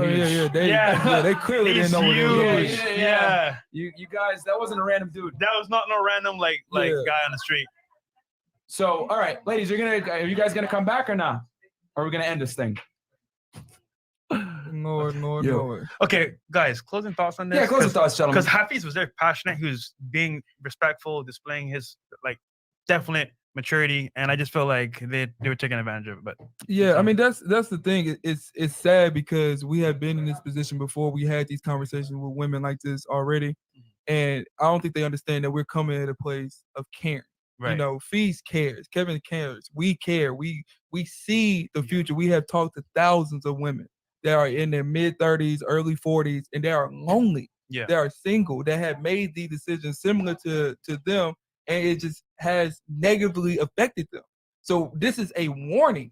Like, I understand that you have your independence, but every decision it could be a positive reaction or it could be a negative reaction. Everything has consequences. So when you're not thinking about the consequences, all you see is the bright positive things. It's like, nah, you need wise people like, hey, I understand what you're doing right now, but maybe in 5-10 years, your business model is not sustainable. Yeah. And we have seen, we had success early on, hit rock bottom, had some good wisdom. Hey, y'all need to make some changes. Y'all need to continue to work hard. And look where we're at now.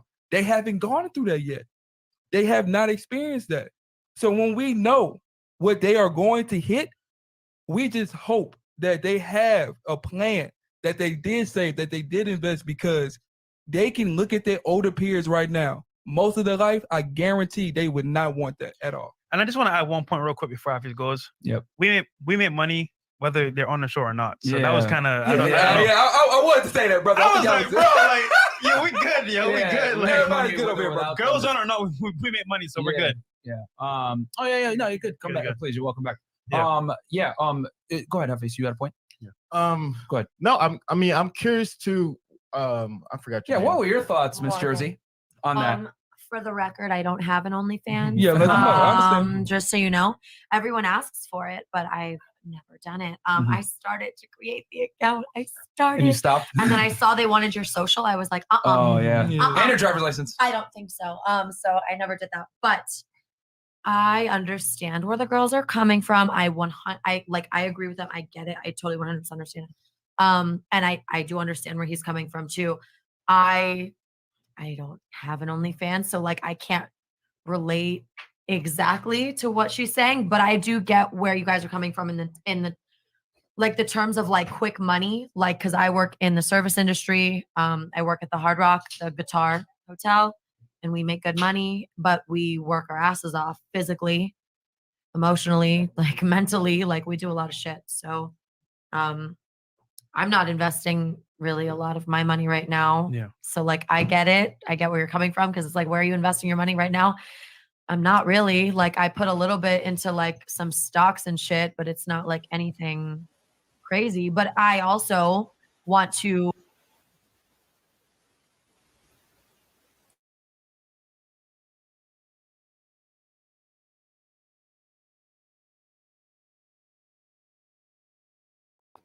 Hey, there's two Ryans. What's going on? Oh, did you just delete it? I'm trying to figure something out. No, I just got home. I switched from my phone to my computer. Oh, okay, no problem. I was like, what the hell's going on? Yeah, it's alright. I'm about to get hacked or something. All right, I'm gonna keep playing the video. Thanks for coming out. I wanted to ask y'all if y'all know the Great Night. Anyone familiar? It's a woman that from Good Mother's channel. They troll a lot of times. I just ignore them. All right.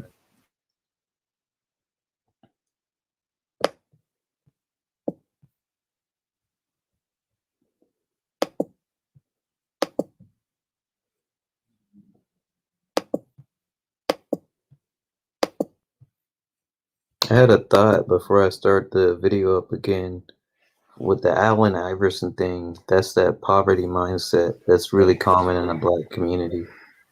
Even when I was growing up, like I had an accident, right? Like I had something that happened to me when I was young, and there is a certain amount of like resources distributed that I had access to, and that poverty mindset, man. Just in my opinion, it really didn't amount to much.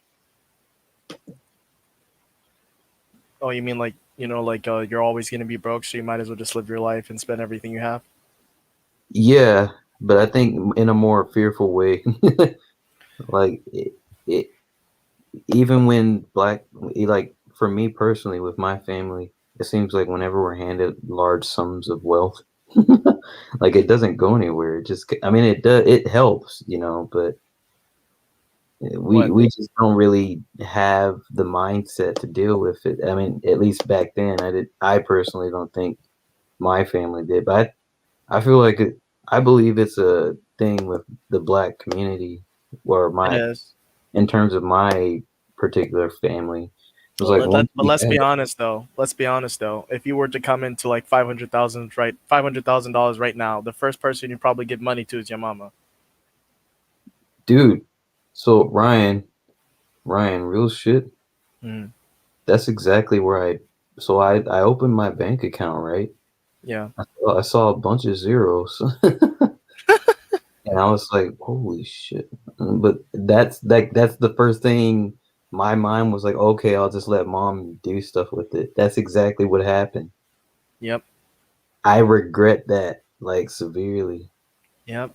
They're like, oh, let me hold on to it. Then it gets lower and lower and lower. Yeah, But with my money, I'm like, you know what? I locked that shit up right in an investment. I just, I put that shit in an investment, and then I just took like 20% of it, did whatever I want with it.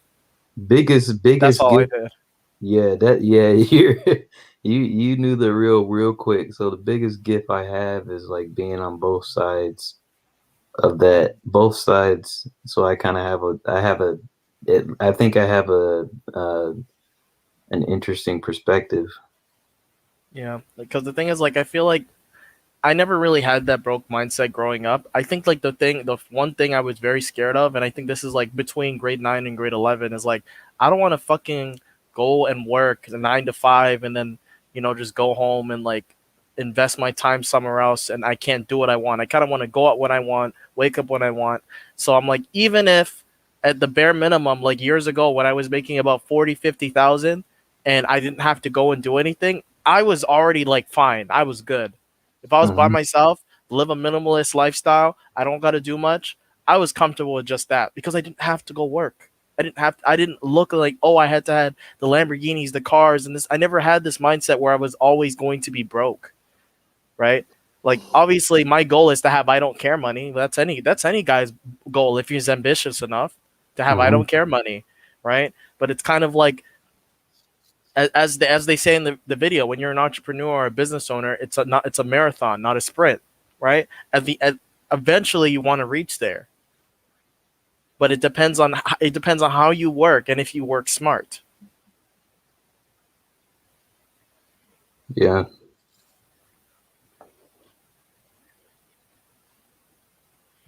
I never heard Braxton give any of his input since he joined. I think he's just been listening. Yeah, that's fine. He doesn't have to give any if he doesn't want to, but I mean, I'll give you a second if you want to say something.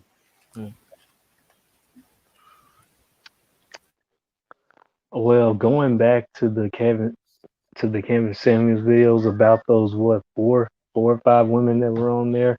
Funny thing is that with those women like that, like if they make the amount of money that they say that they make, they'll talk about, they're independent, I make my own money, et cetera, but they will still want a man who makes more than to make more than them, to take care of them and to take them out, and to buy stuff and do stuff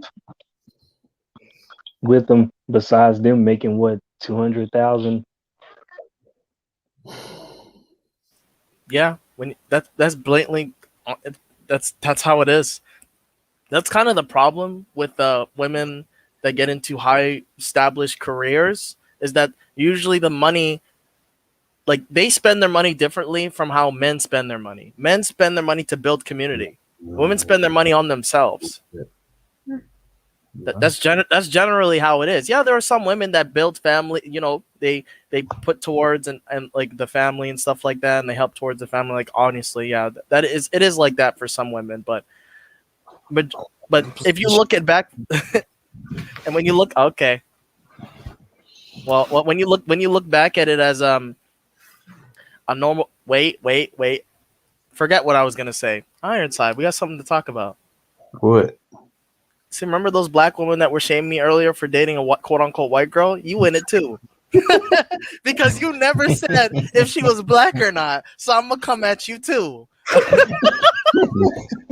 Because the way you were talking about your girl, I'm like, I've never heard no black woman sound like that. Grace, black girl. No. No. Try to sound like a black girl. No. Okay, girl. Okay, girl. Yeah, but oh man. But anyways, this is exactly what I'm talking about. Like, it's not that they make the money; it's the attitude that comes along with it and the entitlement that comes along with it. Like I showed this video to my fiance, and she was like, because she always feels like that she is like expendable at any moment, because she's like, oh, you can do so much better. There's all these pretty girls. Why don't you go with them? I'm like, this is them. This is what I see out there. This is how they are, right? Yeah. And the thing is, you're cooperative and you're willing to work with me. They just want a guy to fund their lifestyle. That's all they care about, right? If I was just some random guy off the street, they would be just as disrespectful as they are to a Hazif on the podcast. Absolutely. They would treat me the exact same way. And then when they see the car, when they see the status, that's when everything changes. So, you got to make that. That's the divide between a lot of women today, because what you saw on that podcast is if all, like, think about it, all of us have seen that. Don't you think that's normalized? Yeah. Yep. Well, it's bad. Well, one, look at you, Ryan. On social media. You begin. Yeah, go on. Okay. Yeah, but looking for you, Ryan, you became successful at early age. You said 2012, so you've been going 9 years strong now. And with those women from that talk show, and from Cocktails with the Queens on Fox, so with Ice Cube, Vivica, Selena Johnson, Claudia Jordan, and Lisa Ray, I already said Vivica's name, did I? Yeah, you did. Okay, yeah. So those, so didn't those two situations have similarities with those women from both shows? Yeah, basically, if it's nothing pandering to women, it's bad. And if it doesn't support or benefit, if it doesn't like say in the name that you are benefiting women, when in that clip they were talking about, the black contract for Black America for Black families, right? Right? They were thinking that Black families, right? And the women were thinking Black families are men and children, not women. But instinctively, women today don't understand when men are put are put first at a higher standpoint, right? You benefit greatly because he is with you. You automatically win. That's what they don't understand. They're like, "Oh, I gotta do bad all by myself. I gotta do everything all by myself." No, this and you that. decide to do that. No, see, Exactly. some of them, I'd say some of them are choosing to do bad all by themselves. They're avoiding it. Yeah. You're very nice. I'd say most. Yeah, you're very Yeah, most. yeah, when you're generalizing it, like my fiance's like, "Oh, I want to get my master's and I want to do this and that." I'm like, "Okay, if you want to do that, then you pay a higher percentage because, we are have an agreement. You pay a higher percentage of the bills in the house, right? Right now it's a 70-30 split where I'm giving you the option if you want to work or not. You want to get a degree that's going to cost $35,000. A master's that's a PhD it's going to cost $35,000. That's a brand new fucking car. You're going to choose a car of that. Because if she starts working today, she'll make about 70, take home about what, 50? She'll take home like 55. But if she gets the PhD, yeah, she'll make six figures. But how much money does she have to make in order to take home six figures? Almost $150,000. Yeah. Right. So hey, Ryan, yeah. You got some feedback on your end. Oh, feedback. Hold on. Yeah. Give me a second. Do you still hear it? No. Yeah, I can hear it. Okay, give me a second. Can you still hear it? Oh, yeah, I can't hear it. I think it's good. Yeah, it was quiet for me. Okay. I look stoned out my All right, you hear it now? No, I think you're good now. Okay. It was going and Oh, okay, sorry. So initially what I was trying to say is like if she were to go get that master's, right? You're bringing $35,000 worth of debt just to make $10,000 more. Right? Mhm. And this is if and this is in a situation if you were working full time. She's going to be working part time. So what's the point of doing all that? And if she wants to have 2-3 kids, when is this going to be useful? Right? If anything, if she wants to do this after the kids start going to school. That's what makes the most sense. Right? Yeah. But like, if she wants to do that, I don't care, right? But initially I'm getting what I want and I don't have to give up anything that I want because I can go get what I want. You see what I'm saying? If she won't do it for me, someone else will. And she has that mentality. So what is she willing to do? Cooperate. Because it's kind of a sad reality that, it's game when it comes to men and women that you have to make your girl feel like she's replaceable so she keeps up her side of the bargain, like the leverage, right? With you being with her over other women. Right. So that kind of intertwines the relationship. So she's willing to compete with the women that you could possibly get because, it goes back to women cheat and men exercise options. If you don't give me what I want and you don't keep the good at home, I can just get it somewhere else. It's savage as fuck, but yeah. It is. But the thing is, it works. It works. Yeah. Like.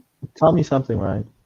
You know how you're talking about the game thing where you have to essentially lie, create like a false image of, maybe not false, but like, make it apparent that, yeah, you are replaceable.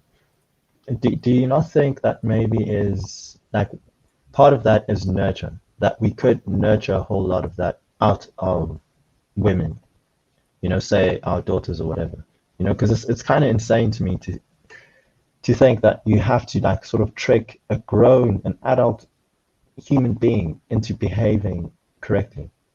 Because with guys, you don't have to do that. Like it's understood. No, but the thing is, this is hypergamy, and it's not that I'm tricking her to do that. The thing is, she sees it. I don't have to do anything. She sees it, right? Yeah. Because it instinctively comes with, when you are a man, the first thing that comes first is yourself, then your purpose, then your woman aligns with your purpose. And what tends to happen? Your woman realizes that, oh shit, this man has value. Yeah. I respect him and I should be with him. It's not really a tricking process. It's basically, it's a fail-safe when it comes to hypergamy. Think of it like that.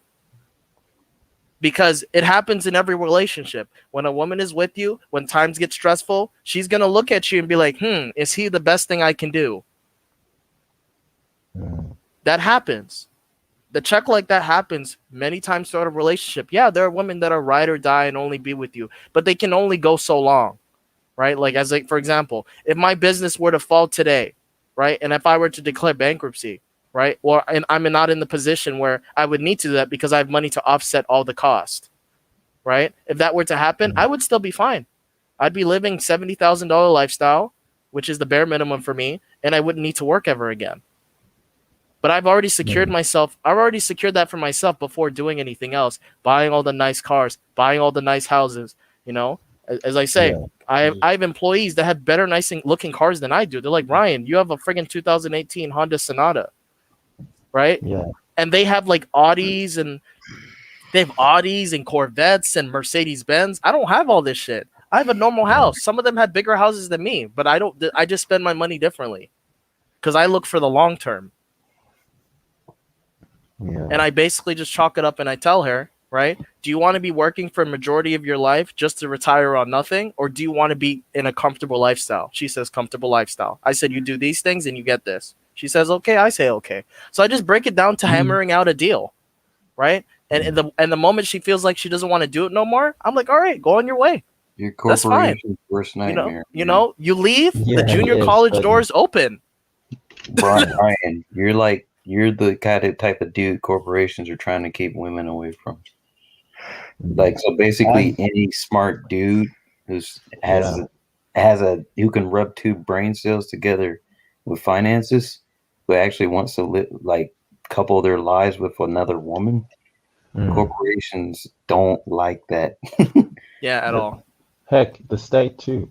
You know, because if a man's confident and he can take care of his women, there's no need for the state. You know. Absolutely. Yeah. And they get less leverage. Yeah, but the thing is, it's very rare today. It's very rare to see that. I think the amount of people that I know are together and have kids and their kids are grown. That's less than I can count on my hand. Like, that's at least 4 couples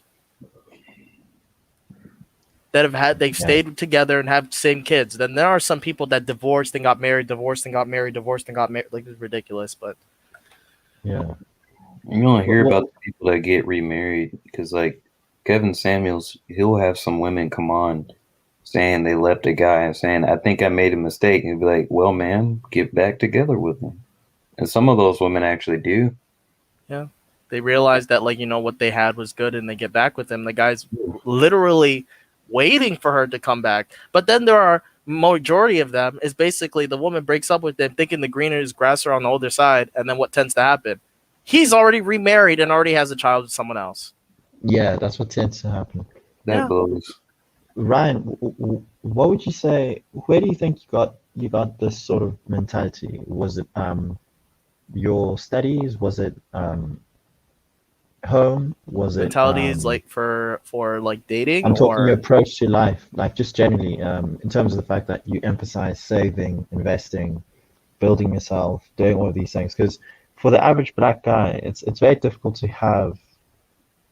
get that sort of influence, I think it was my mentor. My mentor had basically had a huge imprint in my life because I seen how he carried himself, and I built a modern respect for him, and he kind of treated, I can't lie, he kind of took me under his wing and treated me like I was his son. And the thing is, I never had that full father figure in my life, so it was kind of like what vastly influenced me was the connection I had with this guy that was not my what wasn't my actually father. But I think that's what kind of set me at a certain precedent because this man, he's well off. This man has properties all over the world, right? This man has over $50 million net worth. He makes about $10 million after taxes a year. Like, he is set. Yeah. Right. And I'm like, I'm like, and then I was asking when I was younger, how do I live like you? Right? Because he has all this time to spend with me, right? Meanwhile, my mom's going on a 9 to 5, right? Yeah. 9 to 5 and working, as working in the med field, right? How does he have all this time with me? Because I told you before, what my mom would do would give him money to spend time with me, take me on drives, go fishing, go camping. Because I Yo, didn't your have. mom is a real one for that. Well, the thing is, the difference between my mom and a lot of mothers today, she takes accountability. She's like, I fucked up, but I don't want you to be fucked up like me. That's what she said.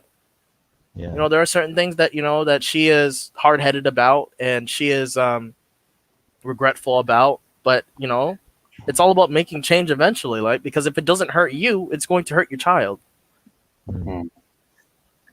So like the pivotal thing was basically seeing his lifestyle, how he carried himself, right? And I kind of wanted that. Like the thing is, like, I was like, when I have kids, I want to be able to drop my whole schedule just to spend a week, take them away, and be with them for a weekend or so. I wanted to do that.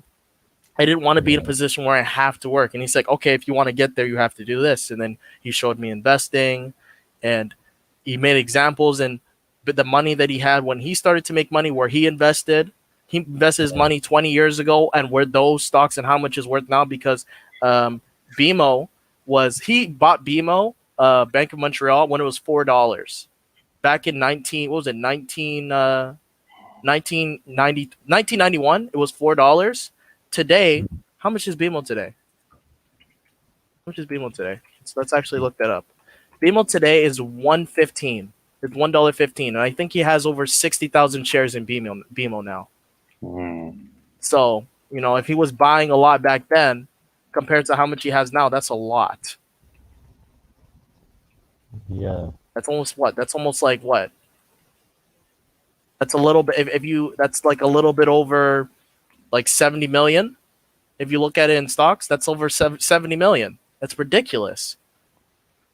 Yeah. Because he kept investing his money in other places. It's ridiculous, right?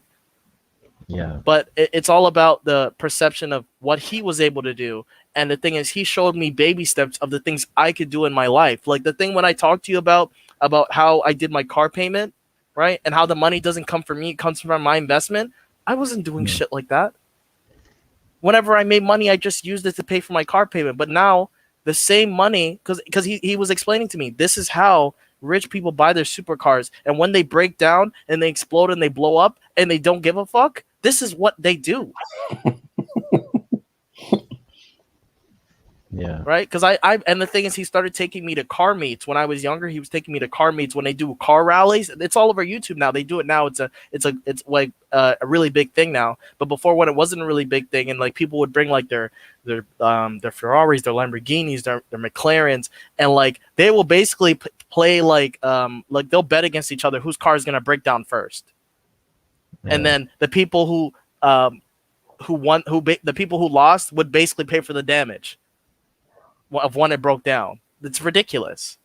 Yeah, it's kind of crazy what he's saying, because for me, I had to learn it from studying. So I had to go and get books, because I got a degree in economics and finance. So obviously I would have been financially literate from that, And what was crazy is that when I went back home and I tried to advise people who had some money on them at the time, like, look, okay, don't spend it this way, try and put some away, look at this and that to maybe invest in, I was met with, who are you to tell me that, what do you know? And it's like, I literally went and studied this stuff. Like, you would never question a doctor when they tell you, look, you might need to go get checked up, yeah, it's kind of crazy, because it's like there's the whole, I'll speak for Africa, there's the whole elders versus children dynamic, and it's like, sure, I understand that there's respect, there's all of that stuff, but like, you've got to realize that in the field of finance, I'm the elder, I'm the one who's got the experience, I'm the one who's got the knowledge. So I guess having being in the position of being the adult or the elder, all of that, they don't want to like let go of that when it's now time to, maybe give way to people who know better, Yeah, well, the I, thing I is, I just chalk it up to this, right? yeah, People that are closed-minded get closed-minded outcomes. They don't move yeah, in life. They don't grow. Nothing happens for them. Because I've run into a fair share of people like that, and it's kind of coming a common occurrence where a person would tell me, "Oh, you're young. You don't know anything. You don't have anything. Blah blah blah. You don't know anything." Right? Then they yeah, come back to me a year or 2 years later, or a couple months later, and they lose a lot of their money, and now they want to invest. Now they want to do yeah, something, right? yeah, Yeah. And the thing is, I'm like, okay, you think I'm like that? Then they see the car I drive, and they're like, then they want to talk to me, and I'm like, no, it's all right. You keep the same energy, right? yeah, I've dealt this a lot when I'm dealing with people in corporate and stuff like this. I've dealt with this a lot. A lot of people look at me, oh, he's young, he doesn't know nothing, this and that, blah blah blah. He doesn't know nothing. But here's the thing: the small amount of people that do take my advice and that do work with me, they're in a very better place than they are now. mm, Because if I learned from someone who was able to keep their money for a long period of time, have over a net worth of $50 million, and I can recoup about 5% of 10% of what he has, I think I'm doing something right. Right? yeah, You know, I yeah, might not have as much experience as him, but like the things that I do know, they do work. And I yeah, started my business 2012, and it started to make I made my first $1 million in 2015 in 1 year. So like if you look at it from just that stance, like if something that I was taught and I was mentored was able to get me so far because I took those principles to heart. yeah, I implemented those values into my business. And a lot of yeah, people don't look at it like that. They just look yeah, at it like, oh, you don't have this nice supercar and you don't have the nice house, so you don't know shit. You know, it's funny because it's funny because the daily driver, this guy is worth 50 million. You know what his daily driver is? A fucking Prius. yeah, yeah. It's simple as That's that. standard procedure, Actually, a lot of people are like that. It's kind of twisted because the most expensive things tend to be bought by the poorest people because it's all about flashing. Mm-hmm. Whereas what rich people buy is bonds, stocks and all of these things. Yeah, they put their This money is in. They put their money into the products that the people that want to flaunt their stuff off buy. So yeah, they in turn make more money because the yeah, companies are more valuable because people are buying their products. yeah, yeah, yeah, 100%. And I think it's kind of crazy to see how the stuff plays out when you see it on the women's side and the men's side. How people like just don't live by accountability, like you're talking about responsibility, by um, knowing that look, if I'm going to decide, I better like take care, think about things before I just jump into something, not just go for the short term gain. Yeah, living And within your means. Before you yeah, got your job, what kind of lifestyle what you were living and on how yeah, much? A lot of them, yeah, they'll say 40,000, 40, yeah, 50,000, but they're making 70,000. I say continue to live on the same lifestyle you're in. Save some money because you don't yeah, know that tomorrow you might get fired or might get fucking me too like me and you have nothing or have to pay shit ton of legal fees out the ass. yeah, See what I'm saying? Because think yeah, about it, if the average guy was in my position that I was in 2 years ago, he would have to go represent himself in court or take the yeah, legal aid of the fucking the government when they offer you a lawyer, and they're gonna want to figure out a plea deal because they don't want to fight a case that's not going to pay them more money because they only get a set rate. yeah, But a lot of people, like when they look at that, they look at social media, look at Instagram, TikTok, Snapchat, and they see all these people with their perfect lives and stuff like that, and they think that's how they're really living. No, I know a lot of people that act like that, but they got nothing to back it up. They have no money.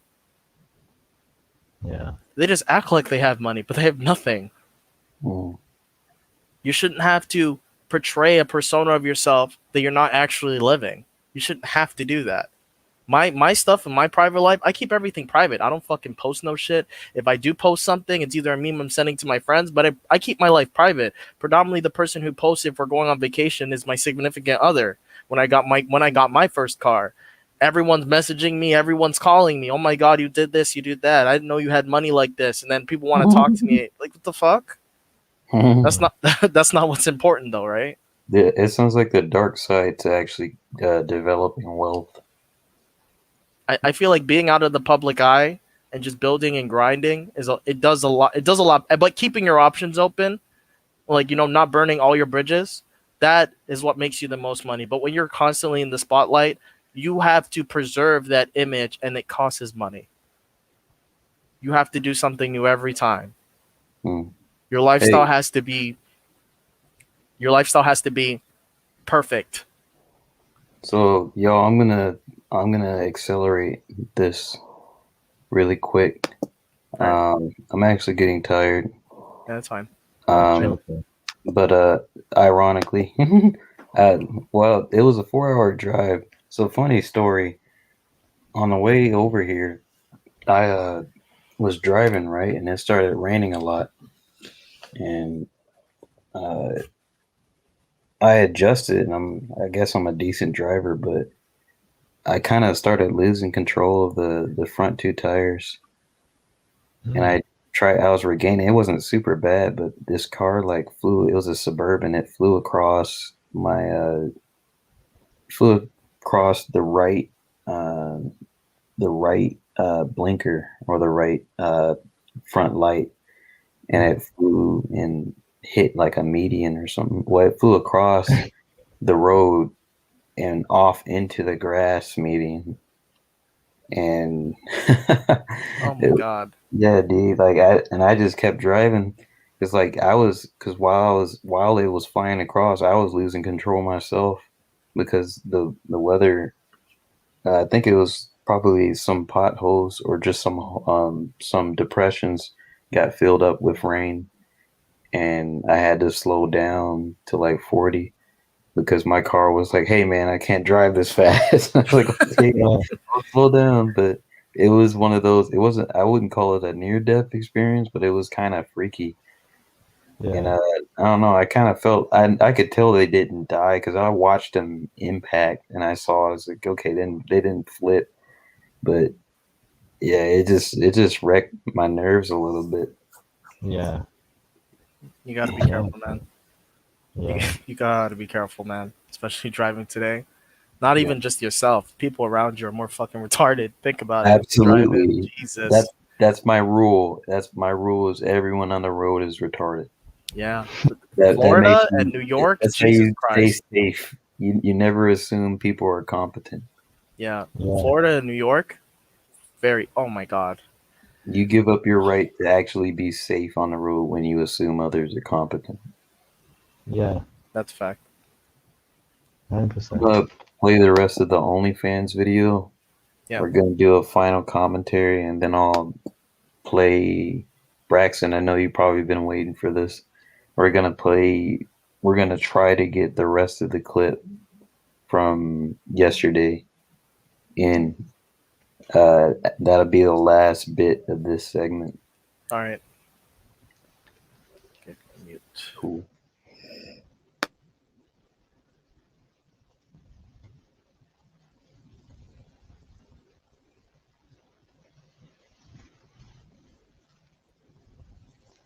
Get myself on my feet first, get myself some nice things, get myself a nice apartment, like, because I don't want to live in a shithole. I don't want to live in an $800 a month apartment in a ghetto ass neighborhood when I could have a nice apartment because I'm making good money. I deserve to use the money that I'm making and like get myself some nice things. I'm not saying like I'm blowing every penny. I'm saving things. I'm building my credit. I bought like a fucking car. I got a nice apartment. And in the future, maybe if I keep profiting, sure, I'll take that money and I'll look into investing or, people who can do it for me, or just building upon that money. But right now it's like also as a young girl, I mean, I'm 24, but as a young girl, you have to get on your feet first. So when you just start out, like I'm just starting out getting my money, she's just starting out getting her money. I'm sure she's just starting out because she's young too. We have to get on our feet first. So however we choose to spend that money in the first year, 2 years, I mean, that's obviously that's up to us, but like you have to establish yourself first. Like, and then two, I mean, I don't know. I guess this kind of circles back to like being a pretty girl or whatever, but if you're working in some sort of industry where you're selling yourself in a way, like I'm selling myself at work as a server, personality wise, I'm not like physically selling my body or anything like that at any point. But you're selling yourself as a person, your personality, and like getting people to tip you and getting people to spend their money with you or just hand you money, like, which is kind of fun and cool. So if you want to maintain that as a pretty girl, like you have to have maintenance on yourself. Like I spend a shit ton of money on my lashes, my hair, my nails, my, our clothes. Like we go out, whatever, we meet people, and then we invest in ourselves also to do better on like OnlyFans, Instagram, things like that, your platform, because you have to build yourself first. Like you have to like look good. And if, some girls, we start out looking like, not that great. And then over time, we get some money, we start to look better, our money grows. And no, it's not going to last forever. Like we're going to get old. We're going to get fucking, okay, yeah, there's a new girl on the fucking block. We get it. Like being a girl, everything's about looks and age, but I get it.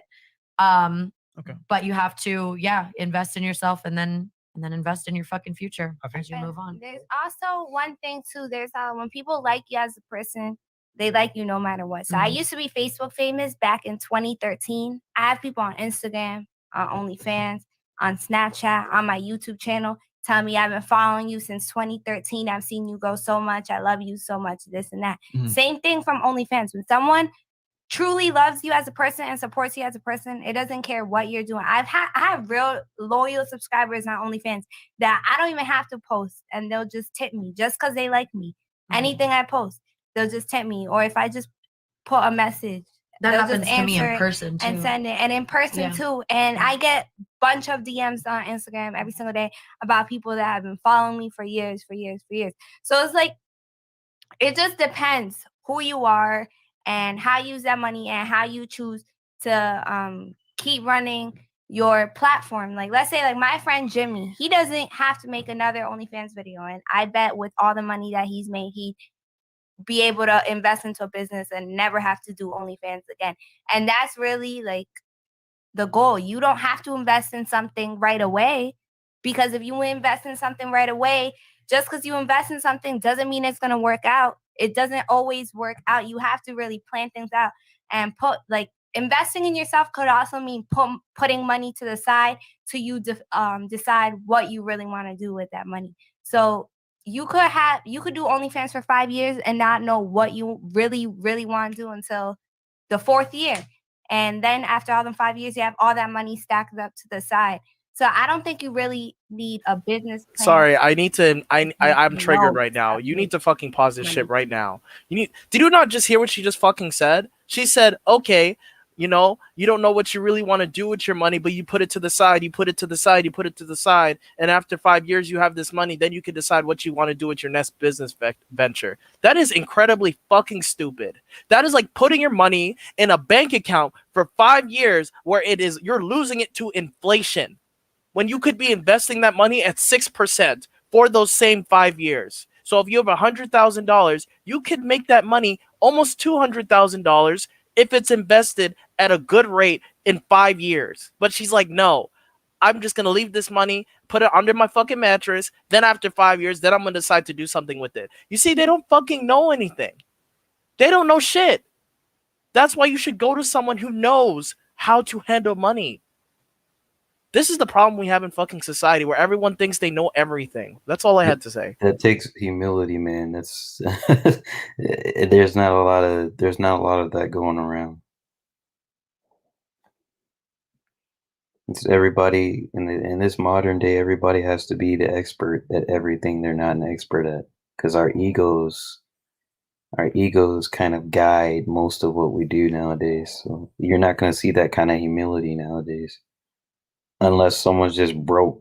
Like, unless someone just hits it hard, then maybe.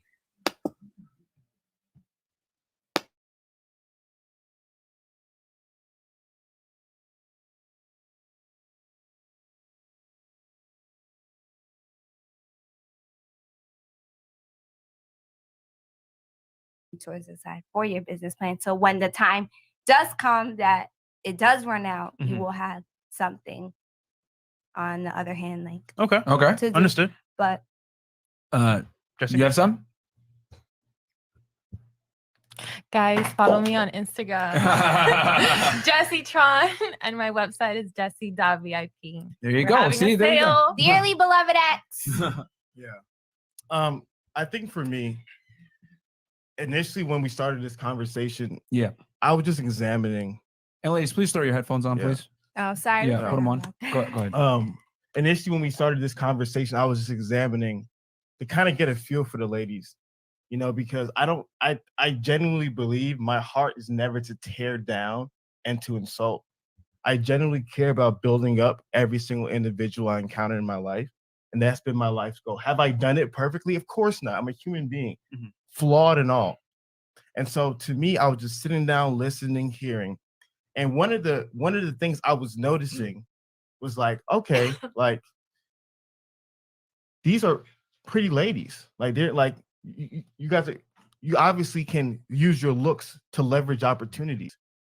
But something in me was like, man, there's deeper things going on. There's something else going on here in regards to personality, in regards to just this energy. And I felt it. So that's why I asked the question, hey, you guys have mentioned that there were things about men that turn you off. You guys have mentioned, oh, these lame guys and these unattractive guys and these guys are X, Y, and Z that they're trying to talk to me and they turn me off. Why do they think they have a shot with me? You guys have mentioned that. And then I just simply wondered, okay, what are things about you that could potentially turn men off? Because the answer was your attitude. Yeah. And what you I'm on sadly my period. I'm sorry. No, but here's the We really friends. But and this is going back to the reality of life. Unfortunately, a lot of you young women are not allowed to be in the real world. Because in the real world, you don't have that excuse. As a man, I can't say I have a rude attitude to my wife. Oh, I was just having a bad day. I was having a rude attitude. It's okay. I forgive you. I can't have a rude attitude to my business partner because in the world of men, you have what is called responsibility and accountability. And that is the difference in thinking. And so to me, I actually wanted this to be a teachable lesson. And this is why when it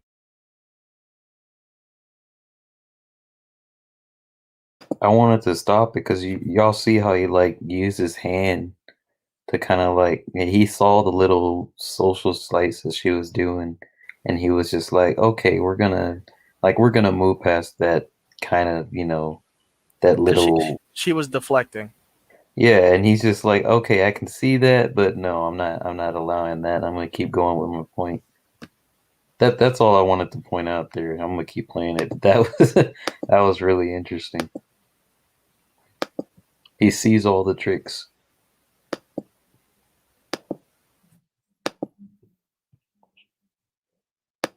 it comes to men, you gotta understand beauty is what beauty is. You have to live with the beauty. Girls have amazing bodies, but what is her mind like? That girl might have a beautiful face. How does her mouth talk like? You have to live with those things. Yeah. That's the reality of life. And so what was clearly communicated with, think about it right now, we were talking for an hour and you got all emotional and I was just asking you questions. When did I say you should not do OnlyFans? Did I ever tell you you can't do OnlyFans? You can't tell me what to do, period. I'm Like, asking you a question. what dear. I'm saying Yes is that or I no was question. offended by everything that was being said, and yes, I was. And I'm that's asking what you a you're yes asking. or no. I asked you a yes or no question. Did I ever tell you that you cannot do OnlyFans? Did I ever Did I ask? I'm asking you a question. Yes or no question. But you tried to make it Yes. seem like No. she wasn't No. Yes or no question. Did I ever? being What smart is your about yes his or no decision. question leading to? Like, do you have a plan with I it? have a question. Did I ask you? Did I ever make it? Did I ever say you cannot do OnlyFans? What authority do you have to tell me that I asking you can't a do que- I'm asking you a question. Why would you see? ever tell me that? It's and so here- out of and- line And of as you. you guys can see, this is one of the fundamental problems. This is what you're gonna have to deal with. You know what? My Sucker for Bodies had a way better podcast. my point of the matter is, I never did. Mm-hmm. My intention for the conversation, I wasn't even trying to go to OnlyFans. She made a point about independence and all this other stuff. And I make my own money. Da, da, da. It's the attitude that turns people off from you. Think about when you want to work with people in business. Business is about relationships. Big facts. You don't know who I know. You don't know who Chris knows. You don't know who all these 5,334 people who are here knows. Like the video, guys. You don't know. Sub channel. This could be somebody who your business, you want to work with them. There may be somebody who's like, yo, I like this girl. I might want to put her in a music video. And they're watching this video like, dang, she acts like that when she's in a bad mood. Dang, she storms off this set like that. That could have cost you money. That could have cost you opportunity. But let me finish, because you guys had an opportunity. We're to not talk. gonna sit here and just get offended about our job. Listen, so nobody else is you gonna had take an that opportunity. See, guys, you see what happens? Remember, guys, I always tell you, the way they treat me as a random guy for just an hour, imagine her loving you, because that's when the woman's emotions are at the highest. Imagine her loving you and desiring you. And then now all of a sudden, now she's mad. So take what she's doing to me times 100 for the rest of your life. We had a conversation initially about this. And what did you ask me? You said, Hafiz, what was the most important thing about a woman? I said, peace. Mm-hmm. Peace. Yeah. Peace. What is one of the reasons why men die so earlier than women? Stress. What's going on? This is peace. Men want peace. And so in regards to the conversation, I was simply going to share, like, yo, these are things that you guys have communicated, things that men have to work on. And those are things that we teach. Become financially stable, become a leader, become responsible, become emotionally healthy, become driven, ambitious, courageous, confident, Be confident, competent. Yeah. We teach these things. We want men to be better. That's what we teach on this platform. But one of the things you fail to notice is that there's some things that you also need to learn. You're 23 years old. When I was 23, I was sitting down learning from people. I was like a sponge, gathering information. You say, oh, I'm a kid. Well, I feel like I'm a kid too. And when you're a kid, you know what you do? You have a childlike mind. Not a childish mind, a childlike mind. And a childlike mind is open to learning. And all due honesty, that's the difference between her and you guys. Did she agree with everything that I said? Of course not. There's probably things she didn't like, but she at least listened. She at least gave it an opportunity. But you're very one-minded. You're not open to learning about. Listen, I was asking you a question in regards to what the topic was.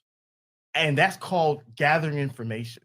So in regards to me learning from you, if you want to tell me about OnlyFans and instruct me, trust me, we talk to a lot of people. We're not now. See, you even know what my job is. I didn't ask and I don't care. I don't count people's pockets. Yeah, but it's not about that. But you're saying it like we don't know about OnlyFans. I stay in my own lane. Perfect. That's amazing. Why we got money, because we worry about our business Yes. and not So- every girl so- that walks into this place business. So my main takeaway from this conversation is 3 things. Men, remember, this is the rest of your life. And not only that, remember, this is your children's mother. This is your children's mother. This is the woman that's going to be imparting the DNA of your child into. This is the woman that's going to be raising your children. Beauty, I'm telling you guys. All right, let's look at Kim Kardashian. Beauty and all that stuff means nothing without character. It means nothing. Beauty, body, all that shit means nothing without peace. I hope men learn from this. And I hope that women understand short-term thinking leads to long-term disaster. Everybody. I say that all the time. Everybody, whatever it is, if you have a short-term mindset, when you think you're 23 years old, who's had a job for a year, thinking that you're having a money tree, that is a quick recipe to disaster, whether you're a male or female, whether you're in the NBA, NFL, MLB, whatever it is. It applies to all facets, not just you Everybody. guys. He's not saying that to Everybody. attack you guys. It goes for men too. Like if you're a professional athlete, hey, you know, this isn't going to last forever. So it's not just on one side. Like, Hey, don't try because you might fail. Okay. And Lord Jesus, that's this is you exclusive. can't. And the last thing is, guys, this is TV. This is entertainment. Where's my camera? This is TV. Yeah. This is entertainment. But in real life, you can't go back and forth with this. You absolutely can't, because all you're gonna do is say the wrong thing. All you're gonna do is get upset. All you're gonna do is do something out of character. And as a man, you have to transcend that. Don't engage with these type of individuals who are not willing to learn, who are not willing to grow, who are not willing to improve themselves. Straight up, guys. Like, this is life, man. So I hope you guys. Who do you think you are? I hope you guys take this I just lesson wanna know. and take this opportunity to become better versions of yourself. Because at the end of the day, guys, this is your future, this is your lives, and these are your families.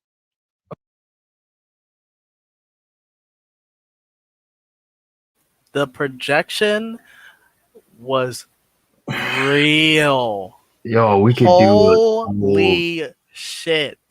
2 or 3 hour stream on what just happened there, the dynamic between him and the other chick.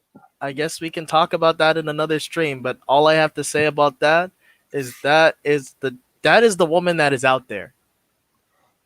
And a lot of guys are just looking at how she looks. Yeah. Hey, if you want to deal with those kind of women, just Dude, touch and go, wrap it up, touch and go. I felt what he was saying in his soul, like I could in my soul. And the guy next to him, he didn't even say anything. That's how I knew. He was so passionate about it. I could tell. Yeah, Jesus, man. And Like, the girl in the he's middle, actually trying to help people. the girl in the middle is full on giving 100% attention and being respectful. As soon as these fucking entitled princesses, these girls, as they don't have a guy, right? They spit on the flap, like kissing their feet, pandering to them. They spit on the platform. They disrespect everybody because they took offense to one criticism. Yeah, she said another platform was better than his. The Verge. She said The Verge. The Verge has on a lot of strippers and stuff like that. They have, what's her name? What's her name? Powell. She's like it's a girl. She sleeps around with a lot of rappers and stuff. I forgot her last name is Powell something. That was really. My friend told me to watch it. He sent me the text before I got here, and that was the. I was almost gonna apologize for being tired, but I'm just tired. I think driving just takes it out of me. Oh yeah. But dude, I could feel that. I think this podcast, the Fresh and Fit, I can feel it's gonna grow. Just intuitively, it seems like it's gonna grow really big. Well, if you watched it last month compared to now, they doubled in subscribers. Dude, They're doing extremely well. And just looking from their super chats, they're making about like 4,000 to 3,000 every day, every time they stream. It's really good. They're making really good money. Yeah. And they're actually bringing good content. That's what's crazy. That's like they're not just bringing stuff. Like they're actually saying things that you could apply to your life. Because I don't know. That's all I'll say about it. What do you think, Braxton? Agree with every last one of y'all with what y'all said, and also with Kevin Samuels. I would really like to see a debate between him and Cynthia G and see how that one goes. That'll never happen. She'll stay on the side talking shit, making her dumbass videos. She's an idiot. Remember when she came for him before saying, "Oh, how are you all listening to a guy that ain't married, that's been divorced twice?" I'm like, so this is the same woman that agrees 100% with what Steve Harvey says. What? This guy's on his third marriage and he cheated a lot. Like, he did a vast amount of the cheating in the first two marriages. Excuse me? And had one child out of wedlock. So who... Like, you can't fucking make this shit up. They have fucking separate standards for certain people. One that panders to them, it doesn't matter what he's done, but the guy that's against the grain, fuck him. Yeah. Hey, yo, I think we should not make this a regular thing, but we're gonna break up we're gonna break up the videos that you sent into different streams. So, like we're actually not gonna. I'm not gonna cover the the what's his name in this stream.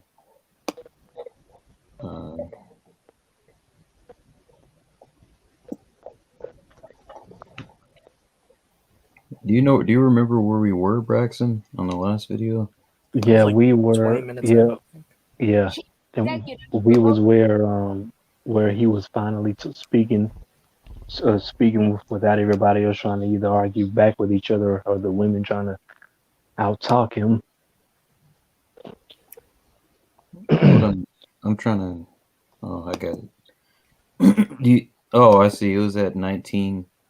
Actually, we could actually finish this. It's only 7 minutes. All right. I'm gonna just play it straight through. But y'all have any last thoughts on the OnlyFans thing? I don't.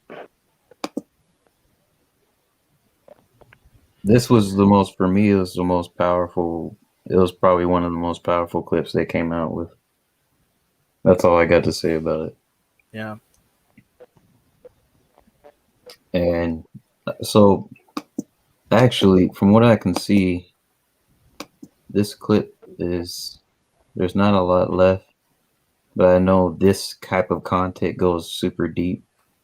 Let's just play the rest of this clip and get a little bit out and just add more commentary for the next stream. So I'll just play the whole clip through.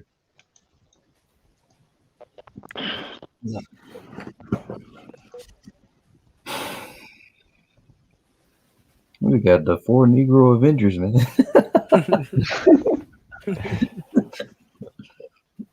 Dun, dun, dun, dun.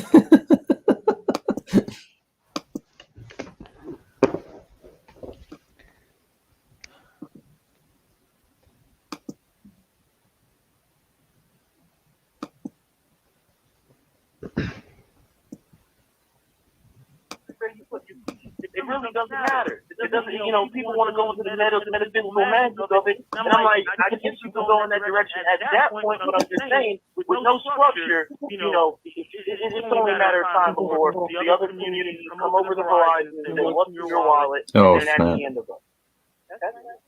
So that's all I got to say. I didn't mean to hijack your show or rant. I had to get that off my chest.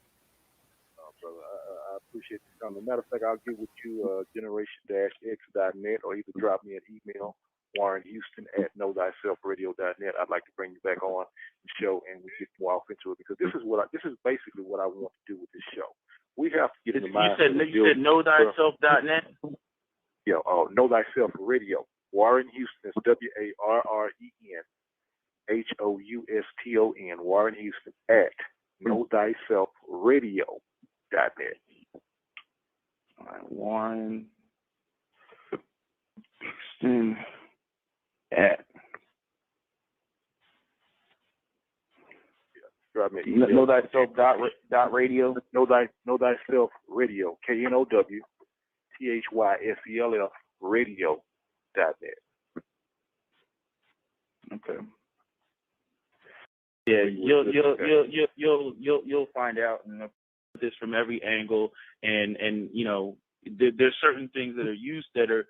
It's not that they're useless, but as it pertains to challenging some of the things that we have to challenge out here, they serve no purpose. Until we get a foundation set up. Even if you have a religion or a church or whatever you have, until a church costs money. You can't even have a place to worship until you build yourself a building, which means you're going to need raw materials. But see, people don't want to focus on that. They'll say, well, we can have faith without a church because it's not about a church. And then I'm like, when you're sitting out there in the rain with your and words are bleeding off of your page, people want to say that that's all they need. I'm like, okay.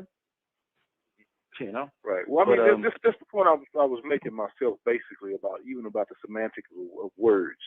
A lot of these things that we're arguing about is not going to get a nation built. It's not going to get a nation changed. Even even with the aspect of, and we have to use, in everything we do, we have to use common sense. We have to sit around and look at what's in front of us, what's around us. And whether we like it or whether we realize it or not, we're in a patriarchal, male-dominated society. So in order to come out of it, you're not going to automatically just kick against it and automatically come out. Yeah, You're gonna have but to don't operate from the point that you're in. Because one thing I've Well, realized, I'm saying don't say that like don't say that like patriarchy is a bad thing. I'm at the end of the day, because men do the building, everything is going to I'll never default to a take it back patriarchal because structure. that's what I get from my understanding of the comedic sciences. We are builders. We are logic. We are thinkers. Woman is spirit. Man is logic. So we build. Right. That's what we do. So that doesn't change. I'll give you a way to put it. Men are the builders and maintainers. There are mothers who can build things. There are mothers who can build houses. There are mothers who can who are architects. There are mothers at the collective level. There are collective level. There are mothers who are who can sludge, use a jackhammer. I know personally mothers who can swing axes just as good as Who wants to go first? Because I do not want to go first. I think I just wanted to make a quick point here. So I don't know what it is, but something about like when a woman's ego, like whenever she hears about a guy, like something about a guy being competent or actually being exalted somehow, it's like, I don't know, for some reason it seems like it's like it bothers them, but like they have to somehow clarify that some woman, some distant place is capable of the same thing, almost like they're like I don't know what that is, but I mean, if y'all have any input on that. I'd say it's programming from feminism and all this nonsense, to the point where I'm sure Ryan would get a lot of this lingo that I'm using. It's NPC stuff, It's like it's subconscious. It's not like she's doing it consciously, like really, She knows she's doing it, but she's not like fully in control of her thought process. This is like programming. It's just coming out. Like if I hear that a man is competent, I have to, come back with an example of a woman being competent, like as though pointing out that men are competent automatically means that women are not competent in some way or form. It's ego, as you said as well. It's it's like some toxic competition that women have with men. It's not the competition that leads to us being better, but it's this sort of like crabs in a bucket sort of thing, where if I see someone going up, I have to pull him down in order for me to feel like, I'm doing something, which is nonsense. I kind of look at this like as in code. So when you look at if statements in codes, there needs to be a process and there needs to be a trigger. So the process is the process is man is good, better than woman in this scenario. And the if statement is if woman is not better than man, disregard the fuck what he said and say woman is better. So the process is being triggered to say, oh, but a woman can do this. A woman far off here in fucking Venus can do this. A woman can do that. These mothers can build houses. Who the last time? All right, I have 9 rental properties, right? And I know a lot of men in the real estate business and firm. And the only position where I see the women are in as the real estate agent or assistant. I haven't seen them come in to put up my drywall, refurbish anything, do the renovation for anything. All I've seen them to do is show the place and look pretty. So if these women are out there, please show me them, because I don't see them in mass. Because predominantly women want a job which pays the most, has the least amount of stress, that is extremely flexible, right? And the least amount of work. Yeah, and that's what they want. They want to be able to plop a kid out, and also, while they're doing that, get money for that too. Just sit at home and make money. God, I'm telling you, man, like this fucking shit. Like, Like when just having basic conversations about this stuff is impossible. That's why I just leave it as is. There's nothing you can do to fix it because the thing is, the older the woman gets, she gets more set in her ways. She's not willing to Yes. listen. Yes. She just stays the same way and then blame men when they don't get what they want. They don't get the outcomes they want. Yeah. And you wonder why like guys go for younger chicks. It's like That's why, because you can mold them. You can mold them. What you talking about, Ryan, about how people sort of like double down on the nonsense instead of like admitting that they're wrong. It's so true. And what's scary about the future right now is that with men being feminized as well, there's a good chance that the men that are also delusional, right, will react in much the same way. They won't have that epiphany thing that most people go through as they get to their, I don't know, 30s, 40s, and stuff like that. They'll sort of be like, oh, I'm only doing this back because the patriarchy actually exists. This is just another bit of evidence that, supports the patriarchy or whatever other oppressive narrative that they have in their head. Instead of actually looking to themselves and saying, look, I have way more control over my life than I've been told by my universities and all sorts of other nonsense. And yeah, man, it's so exhausting. Like the way that people like just automatically like bounce back with this, there's a woman who can do that. There's a woman who's better than that. It's like I don't even know. At the same time, you do not see them in mass, right? When what triggers my sister so much, I'm like, everything you have in your purse, your house, your car, a man built it. Changed my mind. She gets triggered. She gets triggered because it's the truth. The makeup you have, the hair, that was made in a lab. That was made because of the men in Stenfield years ago invested their time to become a better version of themselves, and they innovated. And you're using the product. Yeah. And then meanwhile, that'll be the same woman says, "Oh, I don't need a man. Men are trash. I don't need them. They're fucking useless. I can do everything by myself." Then fucking build something. They're not gonna. There was that fucking thing where they made She Island or whatever, and that went under like in 3-4 months because the fucking women couldn't stand each other. And guess what? Guess who built that island? Men came to build that island. She spent her money so men can build that island. She didn't even do it herself. Yeah, man. It's just this weird. It's this weird. Ryan, just going back to your whole coding analogy. Who's this guy? Brett Weinstein. No, not Brett. His brother, Eric Weinstein, once said, "Woke does not compile." That's exactly what we're seeing right now.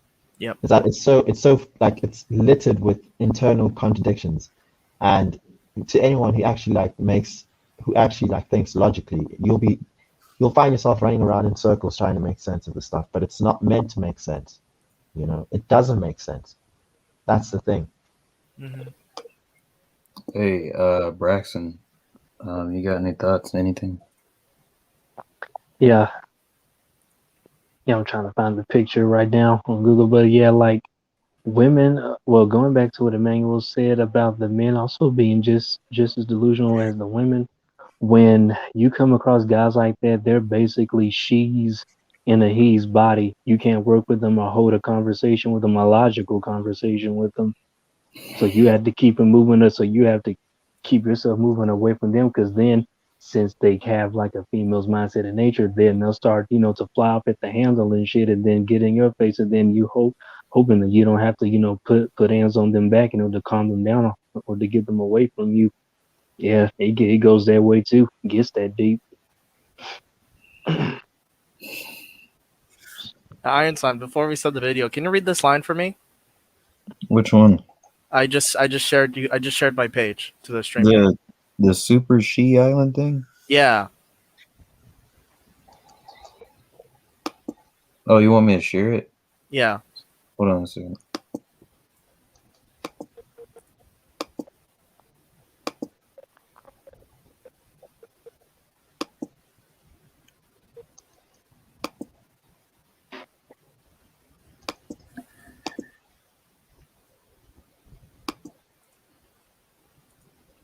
Can you see it?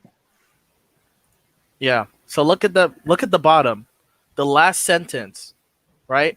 After moving it. After purchase, male construction workers were on the island working on the island to lay line, power, water, and gut renovation. That was the only time men were allowed on the island besides Roth's close family and friends. So a man built that too. Yeah. But women don't need men. Look at that shit. You know, the question is, if there's so many women who are capable of doing this work, why aren't they able to, find them?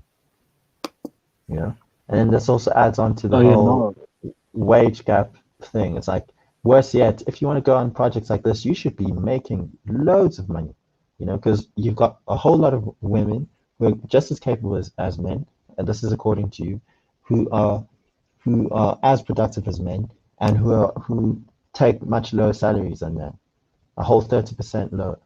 So if that's the case, why aren't you hiring women? Why aren't you able to find a women-owned company, a women-run, women-staffed company that is able to do all of this work that you need for this super chic island? But this is it. It's not. It's all narrative. Yo, that's all it is. By the way, I just wanted to bring up this thing said Whoa, Christina. whoa, whoa, whoa. Hold on a second. What's this? Oh, I just wanted to say this chick might be. So her name is Christina Roth. Pretty sure that's short for Rothschild. So she's probably like super. Yeah, she's tied into the top 1% of wealth in the world. Yeah, that's all I wanted to bring up about that. I was just noticing her headquarters is in Finland, and her last name is shortened. This is kind of fascinating. But like the Rothschilds were like one of the most wealthy families in the world. Like they're probably probably the top 10 wealthiest families in the world. They have like quadrillion, like the amount of money that they have access to would actually go into the quadrillions of dollars. So yeah, if you want to try to put that into perspective, it's kind of nuts. Essentially, they like the 1960s is when they countries. The 1760s is when they established their business. That was almost 300 something years ago. Whoa. Yeah, but that whole stunt about the island and them doing that and hiring men, that's kind of funny. Yeah. Considering that person's lineage. I'm pretty sure I know this person's lineage, the founder. But that's probably what their lineage is. Yeah. Yeah. And another thing another thing that I was gonna add in real quick is that they want men to build, but the women they want to run it with the women who are like that. And I just posted a picture of an example, the link to it in the private chat. If you can pull it up, hopefully you can. But it's basically, and it's in the picture. It's basically, if y'all remember the 1997 Batman and Robin movie, if y'all remember the way the relationship between Poison Ivy and Bane was, but that version of Bane in particular, and then you think about the Bane in the 2012 Batman film. Hopefully is there. Yeah, that is what they want. She runs it, but he's the muscle and does what she says.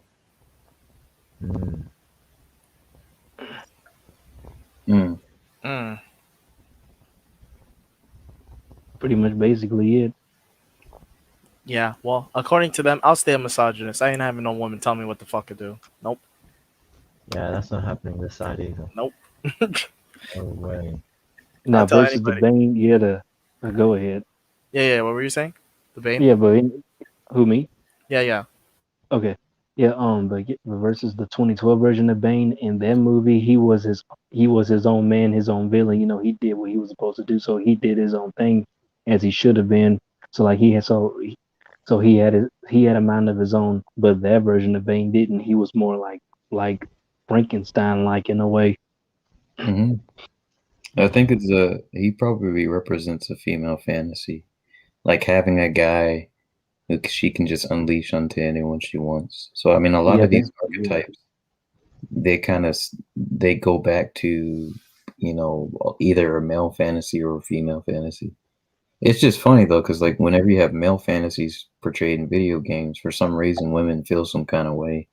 It's like, well, you're not consuming most of the video games. That's, I mean, they're just trying to target the specific audience. You're getting angry Yeah, because it you- has a lot of tits. you- Like she has big tits and stuff. Well, how else are they gonna sell the games?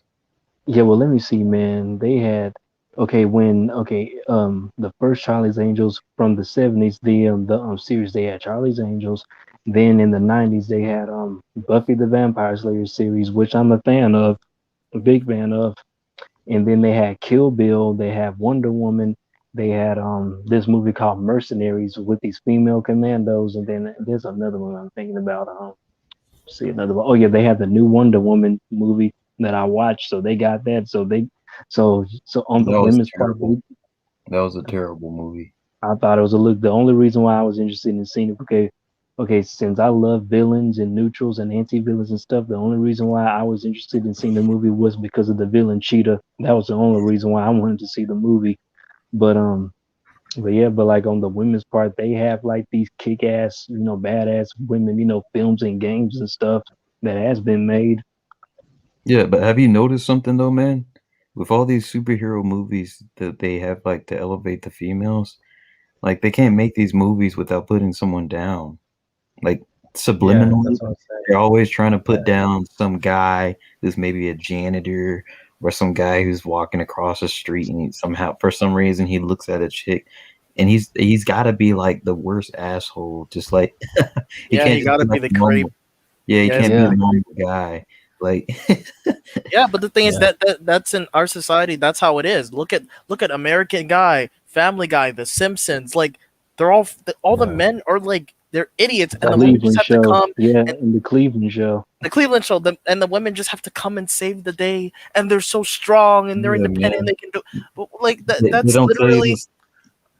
I But was the gonna thing say is, they you don't. grow up. No, Go you ahead. grow up and you see these shows, and you're like, "Oh my god, it's funny." But then, as you get older, you start to realize, "Wow, they like, I ain't shit." That's what you start to feel. Like you Mhm. don't matter. Like you're expendable. The reality of these shows is that um, the reality is if the woman has to pull the weight, you're probably gonna lose her, and she's gonna cheat. Yeah. Like they don't show you that part of the course. show. It just course. repeats in a circle. The guy's an idiot. The woman goes, "Okay, he's an idiot, but he's my idiot." And so Yeah, men stuff like go that. out there Yeah. thinking, "Oh, I can be a stumbling goofball," but they Yeah. never Oh, take their life serious, and they never like actually lead their family or their women. Yeah. oh yeah, Stuff one. is Oh yeah, right. yeah. One more gaming show. I forgot to throw in Xena the Warrior Princess, but go ahead, man. Go Oh ahead. yeah. I was just gonna say that if you look at the stuff deeper, and this is the lens that I tend to see the stuff in, being from South Africa, is that it sounds like socialism, campaigning for equality, which on a knee-jerk reaction sort of level, feels like the right thing to do. And then when you actually see these people like implement their policies, that's when you're like, whoa. Every time you try to do something, you have to pull someone else down, like you were saying, and that in the movies, it's like they have to pull someone down to make someone else shine, Mhm. and that's how Yeah. socialism works, Yeah, that's not a that's oh Like think back, okay, like on like with yo, the we're just shows. accepting this too, by the way. Like the general public is accepting this stuff. Like we can see Yeah. that like the people who are intelligent enough can see the subliminal programming. Well, we're just accepting it stuff like it's completely normal. Well, that's gonna blow up in our faces. Yeah, like now, like when I watch, or when I especially with new stuff, like this generation of like films and shows versus the ones in the past, the new ones now, like I watch them, but like I watch them, but like, but if I know like the hidden meaning behind it, so I just don't. I'm just like it's not as like excited, you know, to see it. Yeah. You know, like before, like with shows in the past when it came to like a man versus woman, like in Sanford and Son, it was Fred Sanford versus Esther, loudmouth confrontational woman. Even though the comebacks was hilarious, you know, but she was still, you know, she was still combative and argumentative. Then in Married with Children, Al Bundy versus Marcy. Now Al, he had the perfect wife, you know, and how she was sexy, hot and shit, and she was submissive to her husband. But then you had Marcy, the man hating feminist wife chick and all. And thinking, looking back at it, I think she was more of the mouthpiece than her husband was, because in the show, I think she had like two different husbands. And then in the Martin show, it was Pam versus Martin. Now Pam was the stereotypical black American woman, her character. Yeah. And I think Gina was, I would say Gina was a stereotype. Pam was actually somewhat supportive. Gina was like a better stereotype for the black community. I don't know, y'all correct me if I'm wrong. Well, Gina, Wait, also no, my bad. I'm mixing it up. Yeah, I'm mixing it up. You're talking about the light skin. Yeah, you had it right. Yeah. I actually I mistake Pam for Gina. It's all good. Gina was, from what I understand, Gina was like at least somewhat more supportive in there, and she was less rambunctious and just outwardly masculine than Pam was.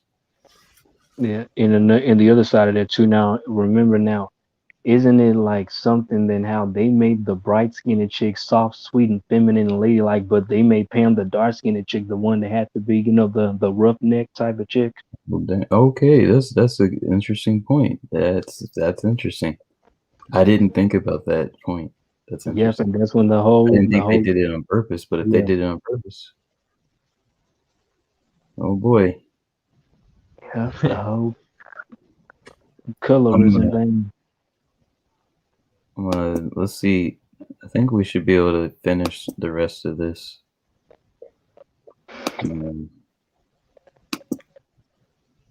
Y'all let me know if you want to do something in the future.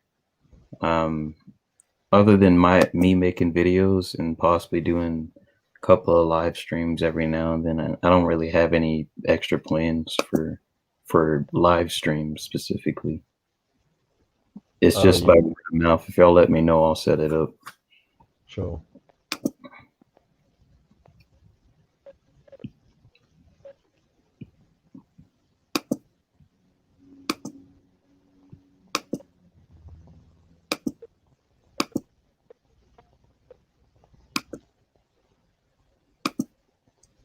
Oh my God. There are mothers who are. There are no lines of black women trying to work in a coal mine. Okay, that's what I'm saying. At the collective, I get what you're saying. Yes, there are some exceptional women out there, but at the collective level, you're not going to see women out here doing that type of stuff. And then what do you think is going to happen to women when you put them in the trenches like that? You don't put the women who birth your children in the trenches like that. And mothers have been defenders of their land. So if you want to talk about oh my God, this is what I'm talking about. These are the delusions of grandeur. I don't mean to insult you, even to right now. No, you're wrong. I direct you to your nearest black community. If black women can do all this, then how come the black community looks screwed up? If you all are equal to men in every capacity, then how come you haven't replaced black men in every capacity? I don't say that we're equal. You didn't hear me say that I'm equal. I don't say that. You're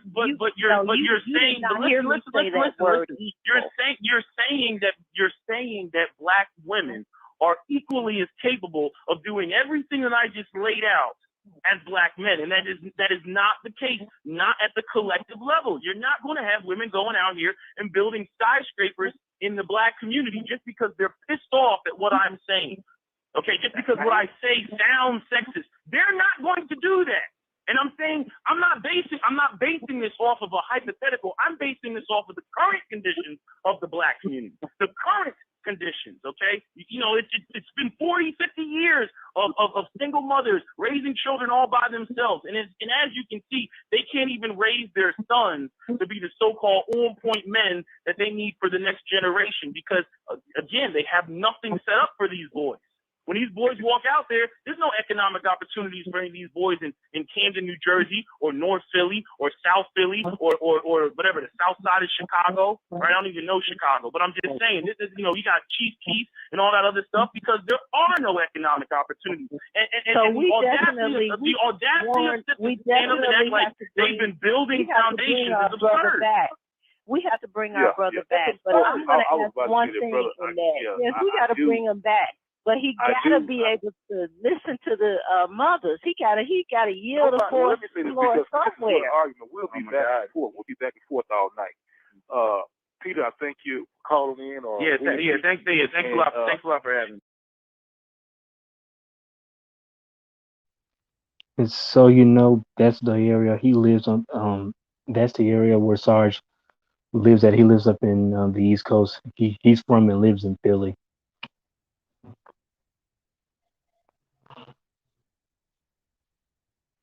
Yeah, so I pretty much agree with everything he says. I don't really have any disagreements, but that was a really good video.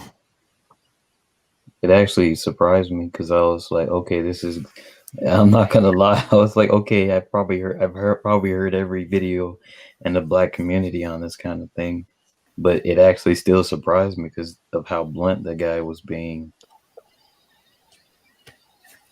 Yeah, I 100% agree because, you know, I deal with the people in those fields and I just don't see like the thing is, out of all the people I know, I have over 200 clients that I have in my own business, plus the network for those 200 clients and the people I know in my personal life. What it tends to see is I see women go into jobs and positions that are more support role, more laid back, less stress, no hard work. And the men are doing the opposite. They're going into jobs that pay more, that is more stress, more hard work, more physically taxing jobs than women are doing. But then they'll talk about the straw man of how, oh, a woman can do this, a woman can do that. Like, you know, when I have this argument with my sister, I'm like, yeah, but when you were moving into your new fucking house and you needed someone to put up your curtains and to put up your bed, who the fuck did you call? Me. So you can go and talk about all your womanist bullshit. At the end of the day, you need a man. And a lot of these women don't realize they need a man. They need him. Because the thing is, without women, we can't reproduce, but we'll still survive. But women will die without us. That's the hard truth of it. If there was a zombie apocalypse to happen right now, they couldn't survive. As a collective, they could not survive. If there was let's say everything stopped working today, men can come together and build something and actually adapt. Women wouldn't be able to do that as a collective. I think when they can realize that mindset, that they do need that support, they do need that man in their life, they will have an easier life. Because the women that do realize that have easier lives. They're comfortable. Remember the video I sent you a couple days ago of the girl coming in with her, Cartier and her Rolex and her Louis and all that crap? Because she realized that she needs a man. Mm-hmm. That's the thing I really try to solidify with my channel is that women have the most influence whenever they're in their feminine and whenever they're being their natural selves. Like they have more command and more respect of the men around them whenever they're feminine. And guys, like we also have that.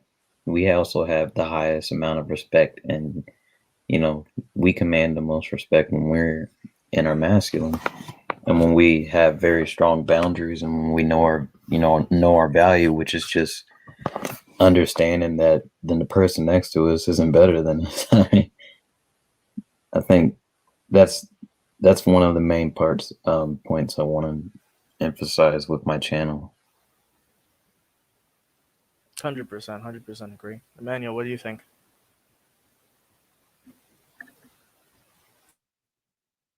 This, yeah.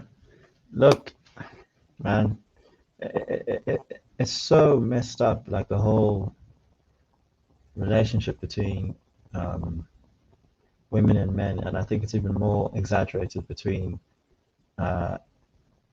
black women and black men.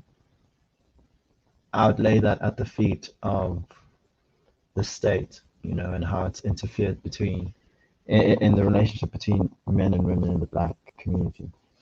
And I think the whole thing of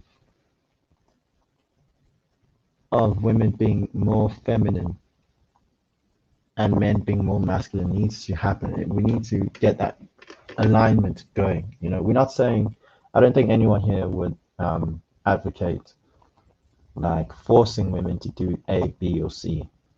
But certainly we should have a societal standard where excellence is something that is desirable.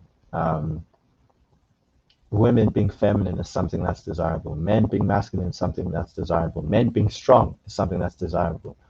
Men being stoic, I think that needs to make a comeback. You know. Yeah, man. Like they want strong. They want strong guys. I mean, how do you attract strong guys? By being a feminine woman. That's polarity. If you're trying to be the most masculine thing out there as a woman, you're gonna attract a feminine beta dude. Yeah, that's just nature. Yeah, the whole thing about how, you know, you have this weird thing where black women who have raised men for the past, I don't know how many generations now, like the majority of men are raised by a single black mother. Those women are the same people who turn around and complain about the men that they have to date. And there's no sense of reflection on the fact that we are the ones who are creating these men, you know? And certainly if marriages were something that were big back in the 50s, that means that there's something that they got right. Even though the conditions were terrible and all these things, there's something that they got right that we abandoned along the way. And both men and women need to, especially in the black community, need to take some time to reflect on what that is and trying to capture that again, because this thing of blaming men when you're the same people raising them and not ever reflecting on the fact that you know, how do we get to this point where we have this terrible relationship between men and women? That needs to change. Also, you know, we'll find ourselves 2 generations from now, our grandchildren complaining about the exact same things we complain about, you know? Yeah, that's what I've got to say about it. So I got a notification from Kevin Samuels live that he's having right now, and it's very funny that he's talking to a woman that's 22. And basically this woman had a conversation with her mother saying like her mom had accountability, saying like, you know, you wouldn't have ran into the problems that you ran in now if I actually trained you to become a woman at an earlier age instead of this strong and independent bullshit. That's what's happening right now. She's like, oh, I would have picked better in the men that I wanted to be with, because her mindset was, oh, I'm gonna get my money right, and I'm just need to find the guy who can lay it on me and you know, blow my back out. That's what she was thinking about. She wasn't thinking about the long-term game of being with a man. She wasn't thinking about that. She's like, oh, I already have the money. I just need a man who can give me proper sex. No, that's not what's important.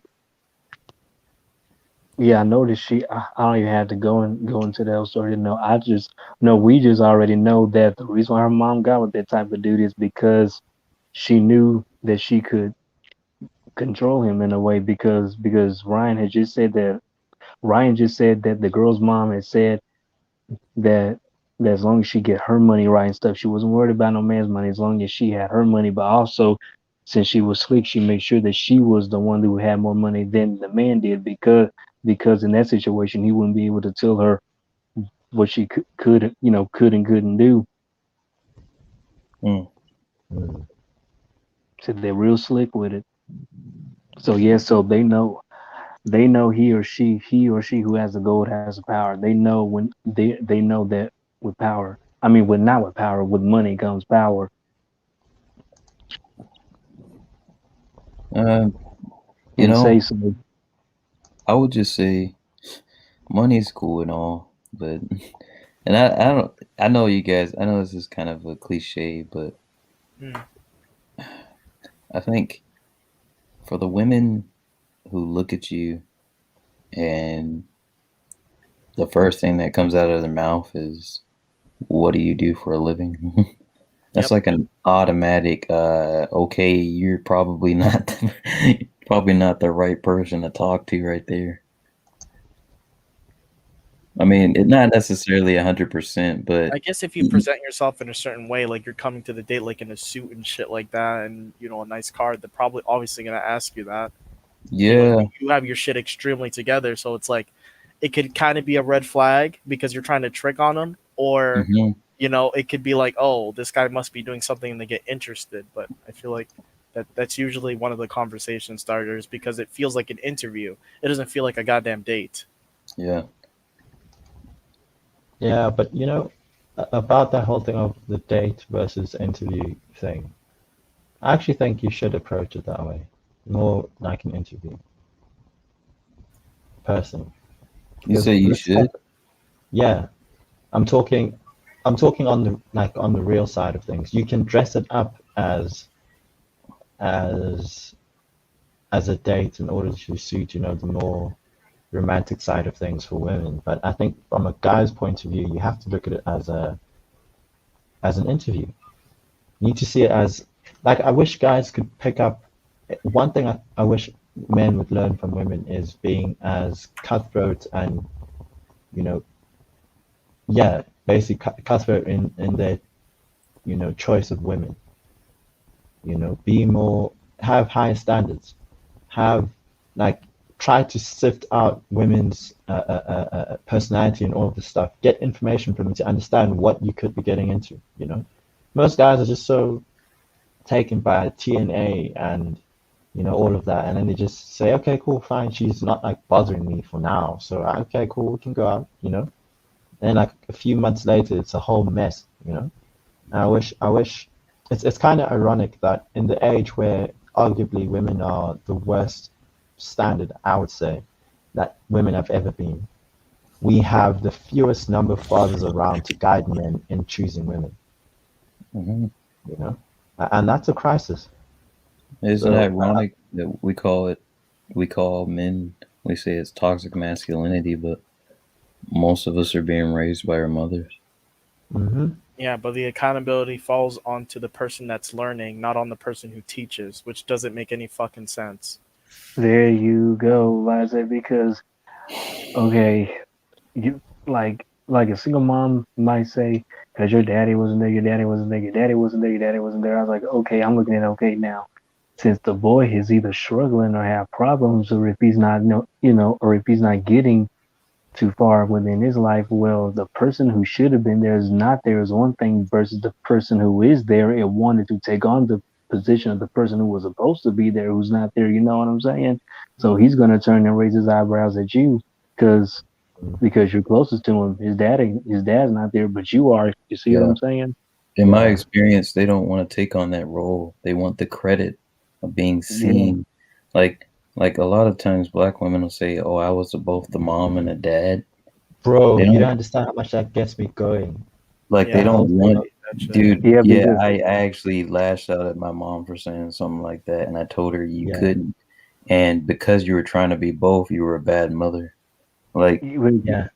they cannot it's do not that. like they want the accolades for it, but they don't want like yes, I mean, granted, my mom's made a lot of sacrifices, but a lot of times like it got to the point where those sacrifices became like a reason for me not to be able to express like even my own emotions. Like as Yeah. a young guy, like as a younger boy, I couldn't express certain things because it's like, oh, once I express something, she's just gonna tell me, well, big whoop, I had to sacrifice for all of y'all, you know. And it's like Yeah. Well, basically, you know, a single mom, like let's say from the black community, is basically like, all right, telling you, all right, I'm gonna give you worse income, I'm gonna give you a worse outcome just because I need to prove a point. It's like, what? What the fuck did I do? You brought me into this world. I didn't even ask to be here, and you're already setting me up for failure. Hmm. Yeah, You know? it's a twisted way of trying to get people to, accept what, where they're at. It's things could get a lot worse, and it's like, but you in control of all of that. Yeah, It's your because job to ensure that things get better. So if And I that's what if I can point out your flaws, don't respond with like trying to, dismiss them. Listen to what I'm saying. Mm-hmm. but they won't even do that, because look at it, like if you think about that outcome in that situation, when I was in kindergarten, I had 7 friends, and we all like did everything together, and we all grew up alongside each other, and we started to break off in grade school. And now that I look back at it, out of the 7 of us, 3 of us are in prison, the other 2 are Jeez. dead, and Whoa. one went into drugs. I'm the only one. I'm Yeah, the just only as a one mess. that actually is fine out of all of them. Yeah. And you know what, Ryan? That tends to be the case. And what women will do is that they'll ignore the other 6 and just look at you and be like, if Ryan can do it, what's stopping you from doing it? And Like, also with that, yeah. and also with that, they like if a boy is successful, well, boy or girl, but mainly if the son is successful, then the mom will take out the praise. I did it all by myself. And if the boy, like I said, and if the boy either struggles or if he's not as successful at the point in his life, and then she'll say it's because his dad wasn't there. Or they'll say it's because the boy didn't take accountability. So Yeah, or that. Yeah, everything's on the boy, but as it comes for the daughters, like I said, it's like the boys are automatically guilty and the girls are automatically innocent, or they'll tend to put their focus on the daughters and not their sons, and then that goes into black women's raising their daughters but yeah, spoiling their sons. they're raising their daughters to be masculine, and they're raising their sons to be feminine.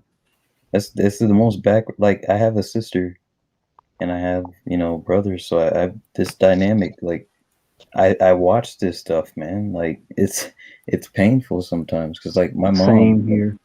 like I love my mom. She did make sacrifices and stuff, but it's like a lot of the things I wanted to hold her accountable for in terms of like how she treated, you know, or at least the difficulties of coming up.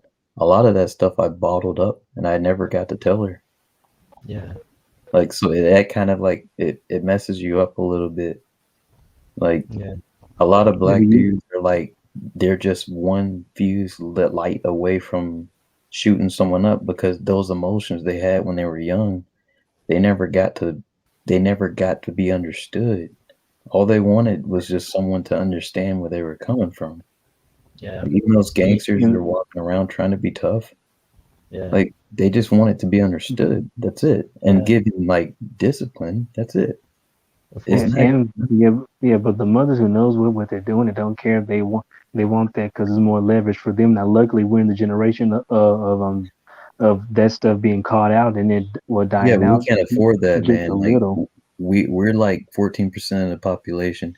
We're overrepresented when it comes to like crimes.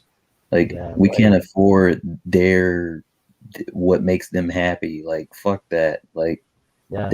that's like you're talking about people's lives It's killing you guys. being put on Yeah, hold or being buried in a box Yeah.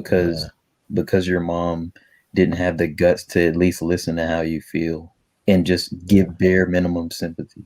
That reminds me yeah, of yeah. But like I said, babe, with some of them, Jesus. the ones who are smart and knows what they're doing when they do that, they love it and they enjoy it. They do. But not saying, but luckily now we got shows like Ayana Fix My Life and Dr. Steve Perry Saved My Son, and there's one more show that I know of. I can't remember, but And don't think another I'm show I taking the know of. bets out of this either, because the low lives that just leave, like, but they don't get any shortage of shit from me, like, but it's like, I guess I guess we do have to focus more on the women, because like we guys don't have a problem criticizing other men for their bad behavior. No, For because some reason. we'll out you out if you're doing some stupid shit or saying some stupid shit. We'll call you on it. Yeah. Like if you're acting like a bitch, we'll call you on it. But Yeah, like this is y'all what were I'm saying I talking was a about. simp. Yeah, I was just exactly. fucking around, but like No, I know, but like that's the thing though. Like we men, like men actually like, and it's weird because like men actually like being criticized because, Yeah. in my opinion, like we value like competence. So like whenever we're criticized, it's just an opportunity to become more competent. Like it doesn't really. I mean, if you're too egoic, then I guess you could see it as an insult. Like Mike the other day, Red Pill Mike, he thought I was like offended at something because I was laughing. But I was like, no, Mike, I'm good. Like I'm just chilling, man. But he Yeah. probably experienced this dudes lashing out like that so much that it's like I don't Well, know. Yeah, a yeah, lot well, of guys guys gotta that be can't take careful with that criticism. because some do. Yeah, because I didn't mean to cut y'all off, but yeah, but some guys be really masking. They really be masking the of them being low key smart asses with them trying to criticize somebody. But yeah, you are right, I am son. Yeah, take it on the chin though. Like if a guy thinks he's better than you just because like, an ego thing, like I don't I just keep it moving. Like Take it it with a is grain what of it is. salt. Yeah, Yeah. that's the same thing I do. Like I wanted to talk to you guys about so my one of my childhood friends, the last one that went to jail in 2016, he got kicked out of his house when he was 14. And the thing is, and he was like a gifted child. Like he went to go stay with his father at the time, but his father had a whole new family, so it was kind of weird for him.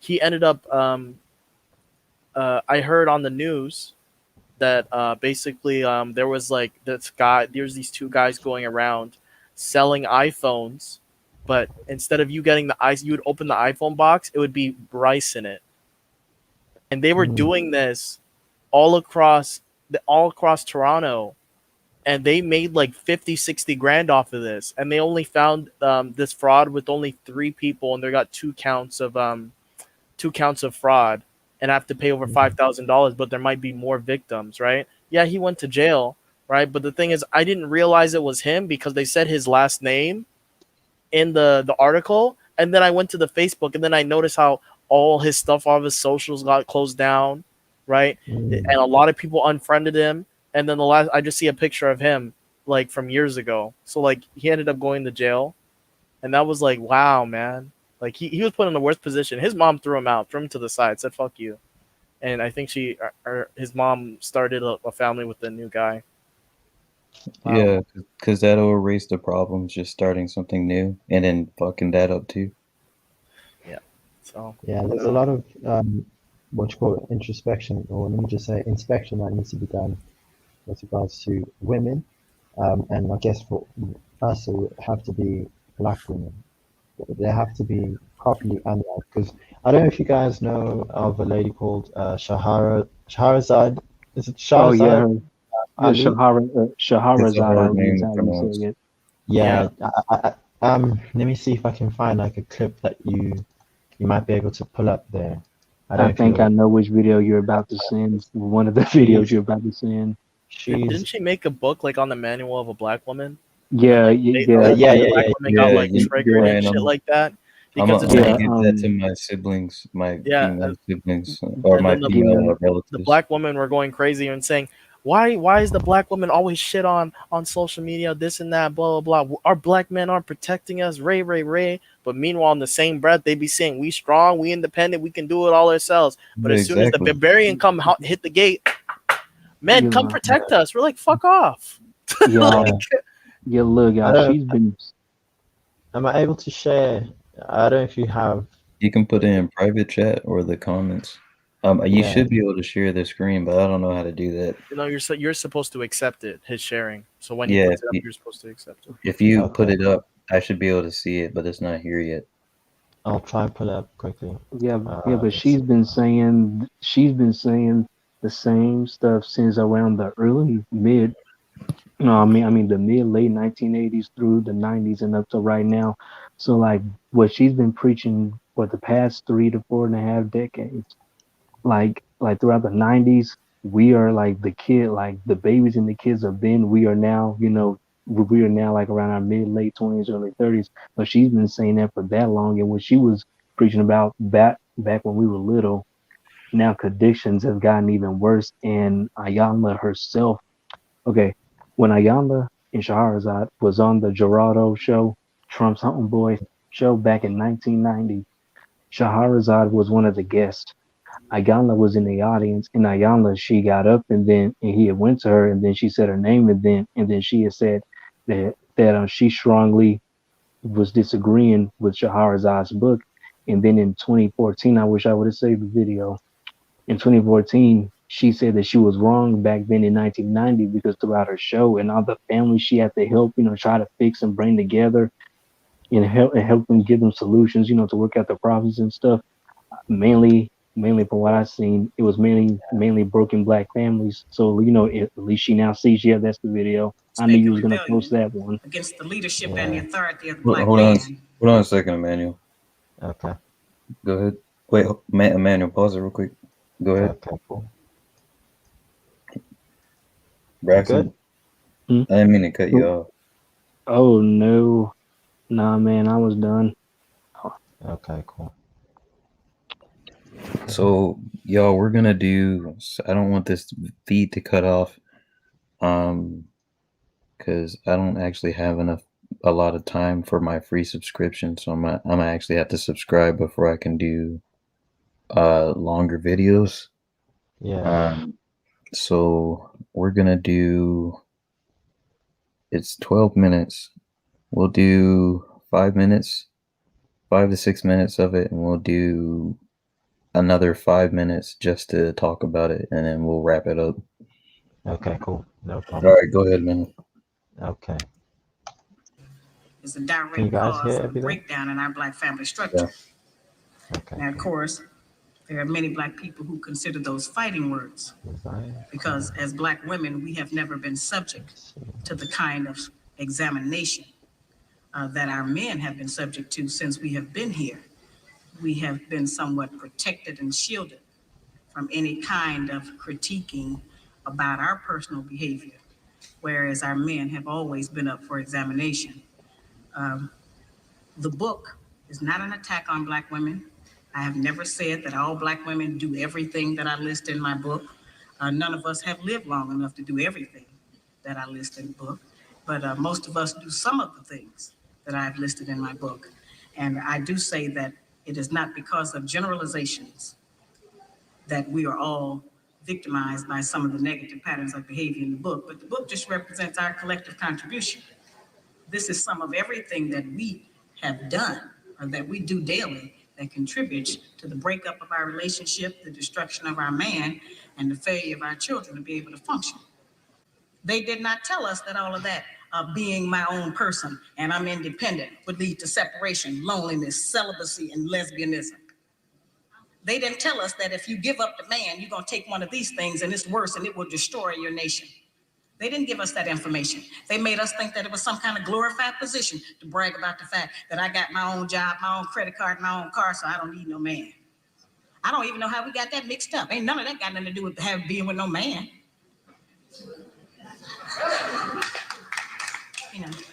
We have some serious relationship problems that nobody has been able to address us on because everybody wants to pretend that this is not going on. Over 60% of our women are single, widowed, separated, or divorced. They don't have a man. I just came out of Florida and they got a housing complex that the Urban League built, which is a black organization that is for women and children only. They say they don't allow any men in there. I didn't have time to deal with it, but I talked about them real bad. That's the silliest program I've ever heard of. You know them women that had men if they got a bunch of children. They need fathers. They need protection. We hear about the drug problem that we have in our projects across the country. It's one of the major places that we have a drug problem. We talk about the great strength that we have as black women. Well, the welfare department don't rent government apartments to single black men. Those apartments belong to black women who are allowing this to go on in their home. We have not looked at what part of the responsibility do we share. Yes, black men sell a lot of drugs, and a lot of us black women get the money from them drugs and buy some of these fancy clothes we wear, drive around in some of these fancy cars. He is not doing these things alone and without support from us, whether they are good or bad. See, we have a lot of power. We are very strong women. I'm saying that we're using our strength in the wrong direction. We're using it to tear our man down, tear our nation down instead of building it up. Having an education and a job does not necessarily mean you have a successful life. I keep telling black women that to raise a child, they say, well, I provided with food, clothing, and shelter. That's not raising a child, that's maintaining one. To raise a child, you need a parental coalition of a man and a woman. We have sons who, by not having a father in the home, they don't know how to respect women. They take on the black feminine female emotionalism. They're doubtful, they're indecisive, they can't make a decision. They don't know what to do about being a man because we can't teach them that. We don't have that knowledge. We have daughters who grow up in a home where they don't see any affection, where there's no man there. They go out into the world and try to mate. They don't have no idea how to be no woman to no man, how to function in a house with a man, because they haven't seen it. Most of our children, just like us, get all the information we have about how you be with a mate off television. It's the only medium that shows us anybody being together. Those rules have not worked for us. The white woman's liberation movement, we don't have anything to do with that. We have not been under the control of the black man for over 500 years. So what do we have to liberate from them from? Did you were you able to hear anything? Oh. 100% agree. 100% agree. Emmanuel said he couldn't hear anything. Oh, you can hear Yeah, anything? I was just saying I couldn't hear a single thing. So as we review it, I'll just pick up from you guys what you heard, and then I'll be able to respond. Right? Yeah. Yeah. So from the video, she was basically saying that like there's never been a time and place where the black one, like the only type of person that has never been taken apart was the black woman. Everyone else has been criticized. Everyone else has, everyone's looked at them in a way where they project what they could work on better and what they could do better. Everyone else has gone through it but the black woman.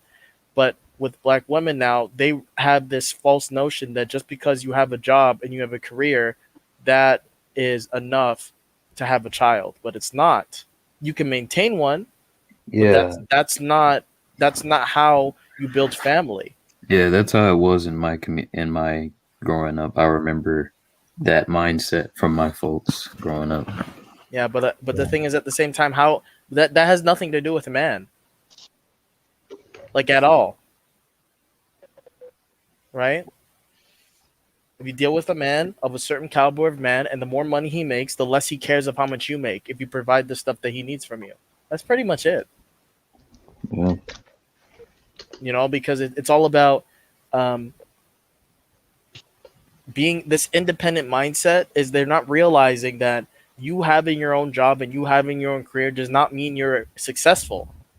It just means that you have your own job and you have your own career. There's different types of success, and the type of success or outcomes that these women want today, they will never reach it at the rate they're going. Yeah. Right? Majority of women, they work in hospitality and retail. Majority. Black women work in those places more than anywhere else. Do you think you're really going to be going anywhere? You're going to retire on $40,000? You can't do anything with that. If you were to make $40,000 after taxes for your whole life, you made $1 million in your life. $1 million. You can't retire on that. You need at least double that to retire in a decent lifestyle. Mm-hmm. And that's what they're not realizing. Yeah, and that's not even including inflation, Oh, it gets worse. Yeah. Mm-hmm. So, yeah, you're spot on about that. Like the fact that I have a huge problem with the whole strong black women thing, and that's not because like I want women to be weak and all of that. It's like what has that done to the black community? You know, like the whole narrative of strong black independent women, blah blah blah. It's like all that's done is just made men and women like separate, you know, and destroyed families, you know, and the fact that instead of admitting their flaws and all of that, they, you know, sort of like console themselves with the fact that I had to be both a man and a woman. I had to be the father and the mother, you know. And you're saying that, and that basically what happens is that you never become good at any, you know, at either of them. So people need to talk about that stuff, and I think in being so I don't know if it's like wanting to protect the black mother or woman or whatever, but you shield them from the criticism that they need in order to actually do something of value, in order for them to actually improve, in order for things to get better for the black community. And this applies in Africa just as much as it does in America, you know. This is how it goes. Like I think black women, things won't change until black women come to the table and are actually willing to reflect on things. Sort of like that woman from the OnlyFans stream, the one in the middle, you know, the one who actually like takes a second to think, you actually might have something to say. You might actually have some information that I need to hear. And until we get that sort of reflection from women, and none of this, no, I'm a strong, independent black woman, you just want to be a misogynist, blah, blah, blah, blah. It's like, really, every man who's saying this is a misogynist. Really? Really? What are the chances that maybe one of them is correct? Maybe one of them is actually trying to come from a place of caring for women and saying, look, you seem to have lost your path, and we're just trying to correct what we're seeing as something that has been derailed. It's not misogyny to tell you that, look, maybe you should focus on trying to get, you know, a good man, build a family, get some kids, you know. This is not misogyny. Yeah. Hey, Emmanuel. Yeah, man. So I'm gonna direct the flow of this conversation so we can get everyone's point in before this ends. So whenever you are so if you could just give your last words or your last comments, and then I'll go to Braxton, and then I'll go to Ryan, and then I'll end the stream. Just our last thoughts on the videos, the Fresh and Fit, and then the last Cherie's clip. Yeah, I think from the Fresh and Fit thing, that's an immaturity thing. That's just, I just saw children there, you know, children who don't have fathers. If you ask me, that's what that stunk of, you know, and I think that will only change in the next generation. Like some of these women, it's just like, you know, it's late for you guys. Like there's no hope, you know. At best, we can just put the information out there and hope that the few people who show signs of hope, you know, take it up and do something with it, you know. With regards to the one of what's her name, Shahrazad Ali, yeah. I think a lot of women should be listening to people like that, you know, and not the ones who just tell you everything you want to hear. Listen to the ones who tell you the things that make you feel uncomfortable, but you feel like, I need to hear that. Be willing to take an L in order to take a way bigger W. You know, this sense of being willing to cling to delusion, if it just means I don't have to take an L, only means that you find yourself taking an even larger L once you're like 40, 50, 60, you know? And like Ryan was saying about the fact that try to pair up with someone who's good for you. Try to speak to some of these women and find out what are the traits I need to look out for in a man in order for me to have a successful relationship. better yet, start reflecting on yourself first. What do I need to change about myself in order to prepare myself for marriage or for a good man and all of that? You know, because it's easy to. I think what we've seen is women have been looking outward and never ever looking inward. That needs to happen. Yeah, that would be my point. Alrighty. Braxton, final words, thoughts? Well, basically, well, with all that being done and going off some of what Emmanuel was saying about them really not using their money to help build anything, because basically with whatever they do for their own benefit is going to end up damaging the community. It goes back to what I said in Good Mother streams, that men have to sacrifice their own personal comfort for the betterment of a community, and vice versa with women. Well, vice versa with women who does stuff like that, who wants to be Miss Independent, I do it on my own. So they're basically doing it for their own personal comfort, and that's pretty much it. It's not for the community. Yeah. Especially whenever they don't want to be controlled by no man. Yeah, they do. They just want to. They still do.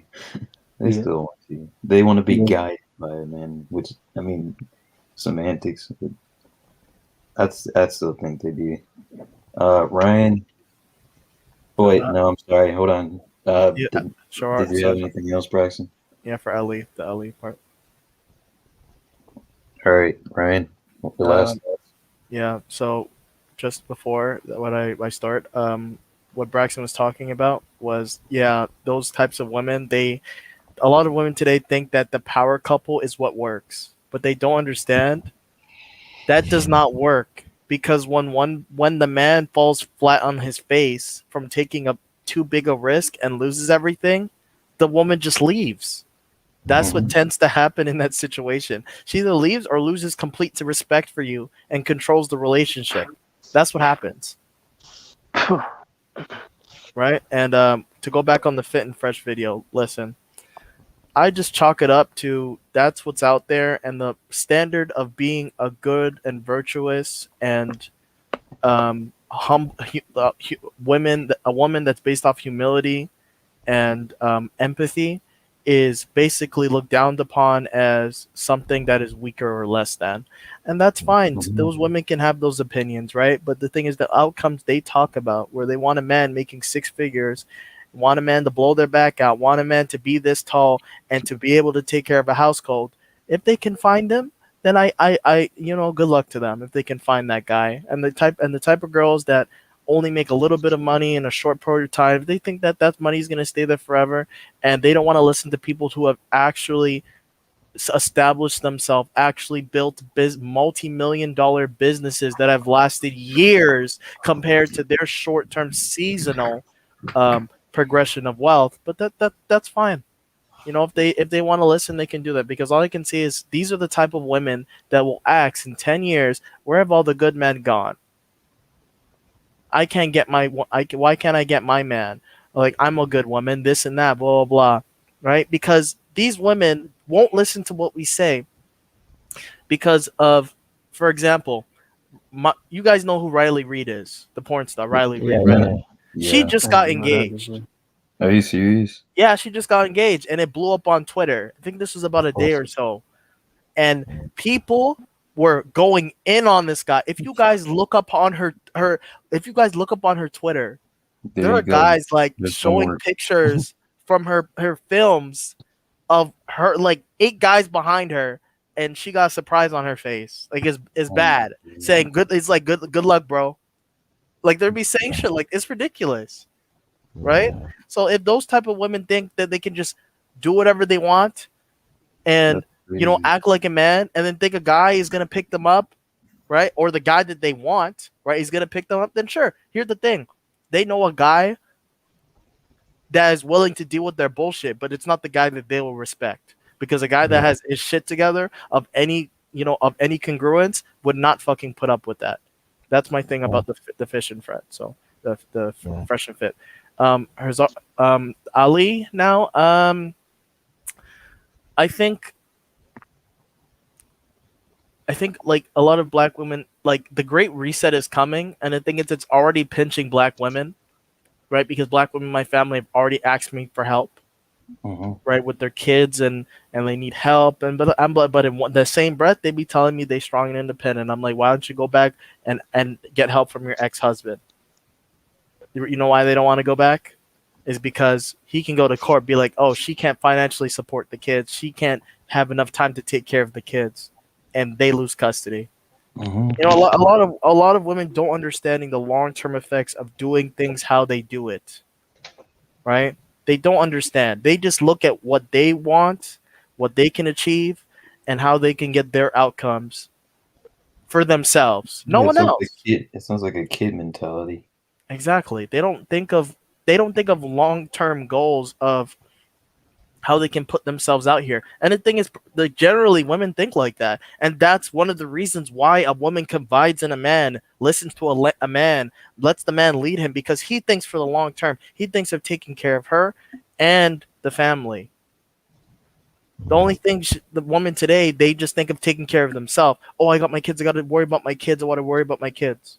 That's pretty much it, because of that instinct, the natural instinct of protecting her children, right? But if you coddle and protect your children to a point, that's to their detriment, right? Think of like a bird, like a flock of birds, right? And they have newborns. They teach them how to fly. Guess what happens if they don't know how to fly properly? They fly right to the ground and they die. We don't have that today.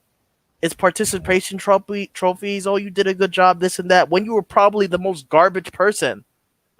Yeah. And you need to do better. There has to be that lack. The lack of accountability is what's making society worse today. And I think in order to fix that as men, we have to set a common example in our households. That's all I got. Yeah. So all y'all said some really important stuff. And I think doing a segment like this every other month would probably be really useful. I would hope I'm hoping my channel gets bigger, because I'm going to go into some issues. I'm going to go into stuff about single motherhood, stuff like that, and go into just solutions for a lot of the young boys who come out of that, and teach them how to deal with those emotions that weren't really met when they were young, so that they can actually grow and move forward, as opposed to just sitting in that anger and just being angry. Because it's not really going to provide growth. So for my opinion on the Fresh and Fit, I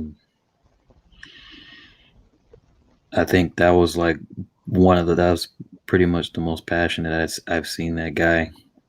It was a really cool video. It also made me think, I can just see the potential of where it's going to go and how many people it's going to influence. That's kind of my thing on that. The Ali video, I want to get the book. That's the main thing. But I don't know, like, seeing voices like that just makes me think of how strong or how powerful Black women could actually become if they actually did take a higher degree of accountability, and the amount of the type of partners they could attract to themselves with that accountability as well. That's what I get out of that, because women like her, like, they're actually really good role models for Black women. Yeah. But I know that they get underlooked. All right, y'all. Well, I kind of said my last thoughts. For anyone watching, I'll have new content up probably every week, maybe 1 or 2 videos every other week. Yeah. It's nice talking to y'all, by the way. Yeah, man. Glad I got it going. Same to you, man. Yeah, nice conversations, guys. Do y'all know if GM is still going? Yeah, she's still Yeah, going. well, She's she's kicking my butt, telling me where am I and where's Emmanuel. She's saying that earlier. Y'all go ahead and y'all can go ahead. Like, I kind of want to peek on what she's doing after the stream is over. Yeah. Her title says Texas A&M University Bet or something. Yes, so I got the notification on my phone. What's I'm gonna have to go over there. All right, y'all. Same there's a here. new I'll face. see you there. There's a new face on their platform. Nice. All right, y'all. See you. All right, see you guys. Okay. All right, Cheers. see you. Let me get out.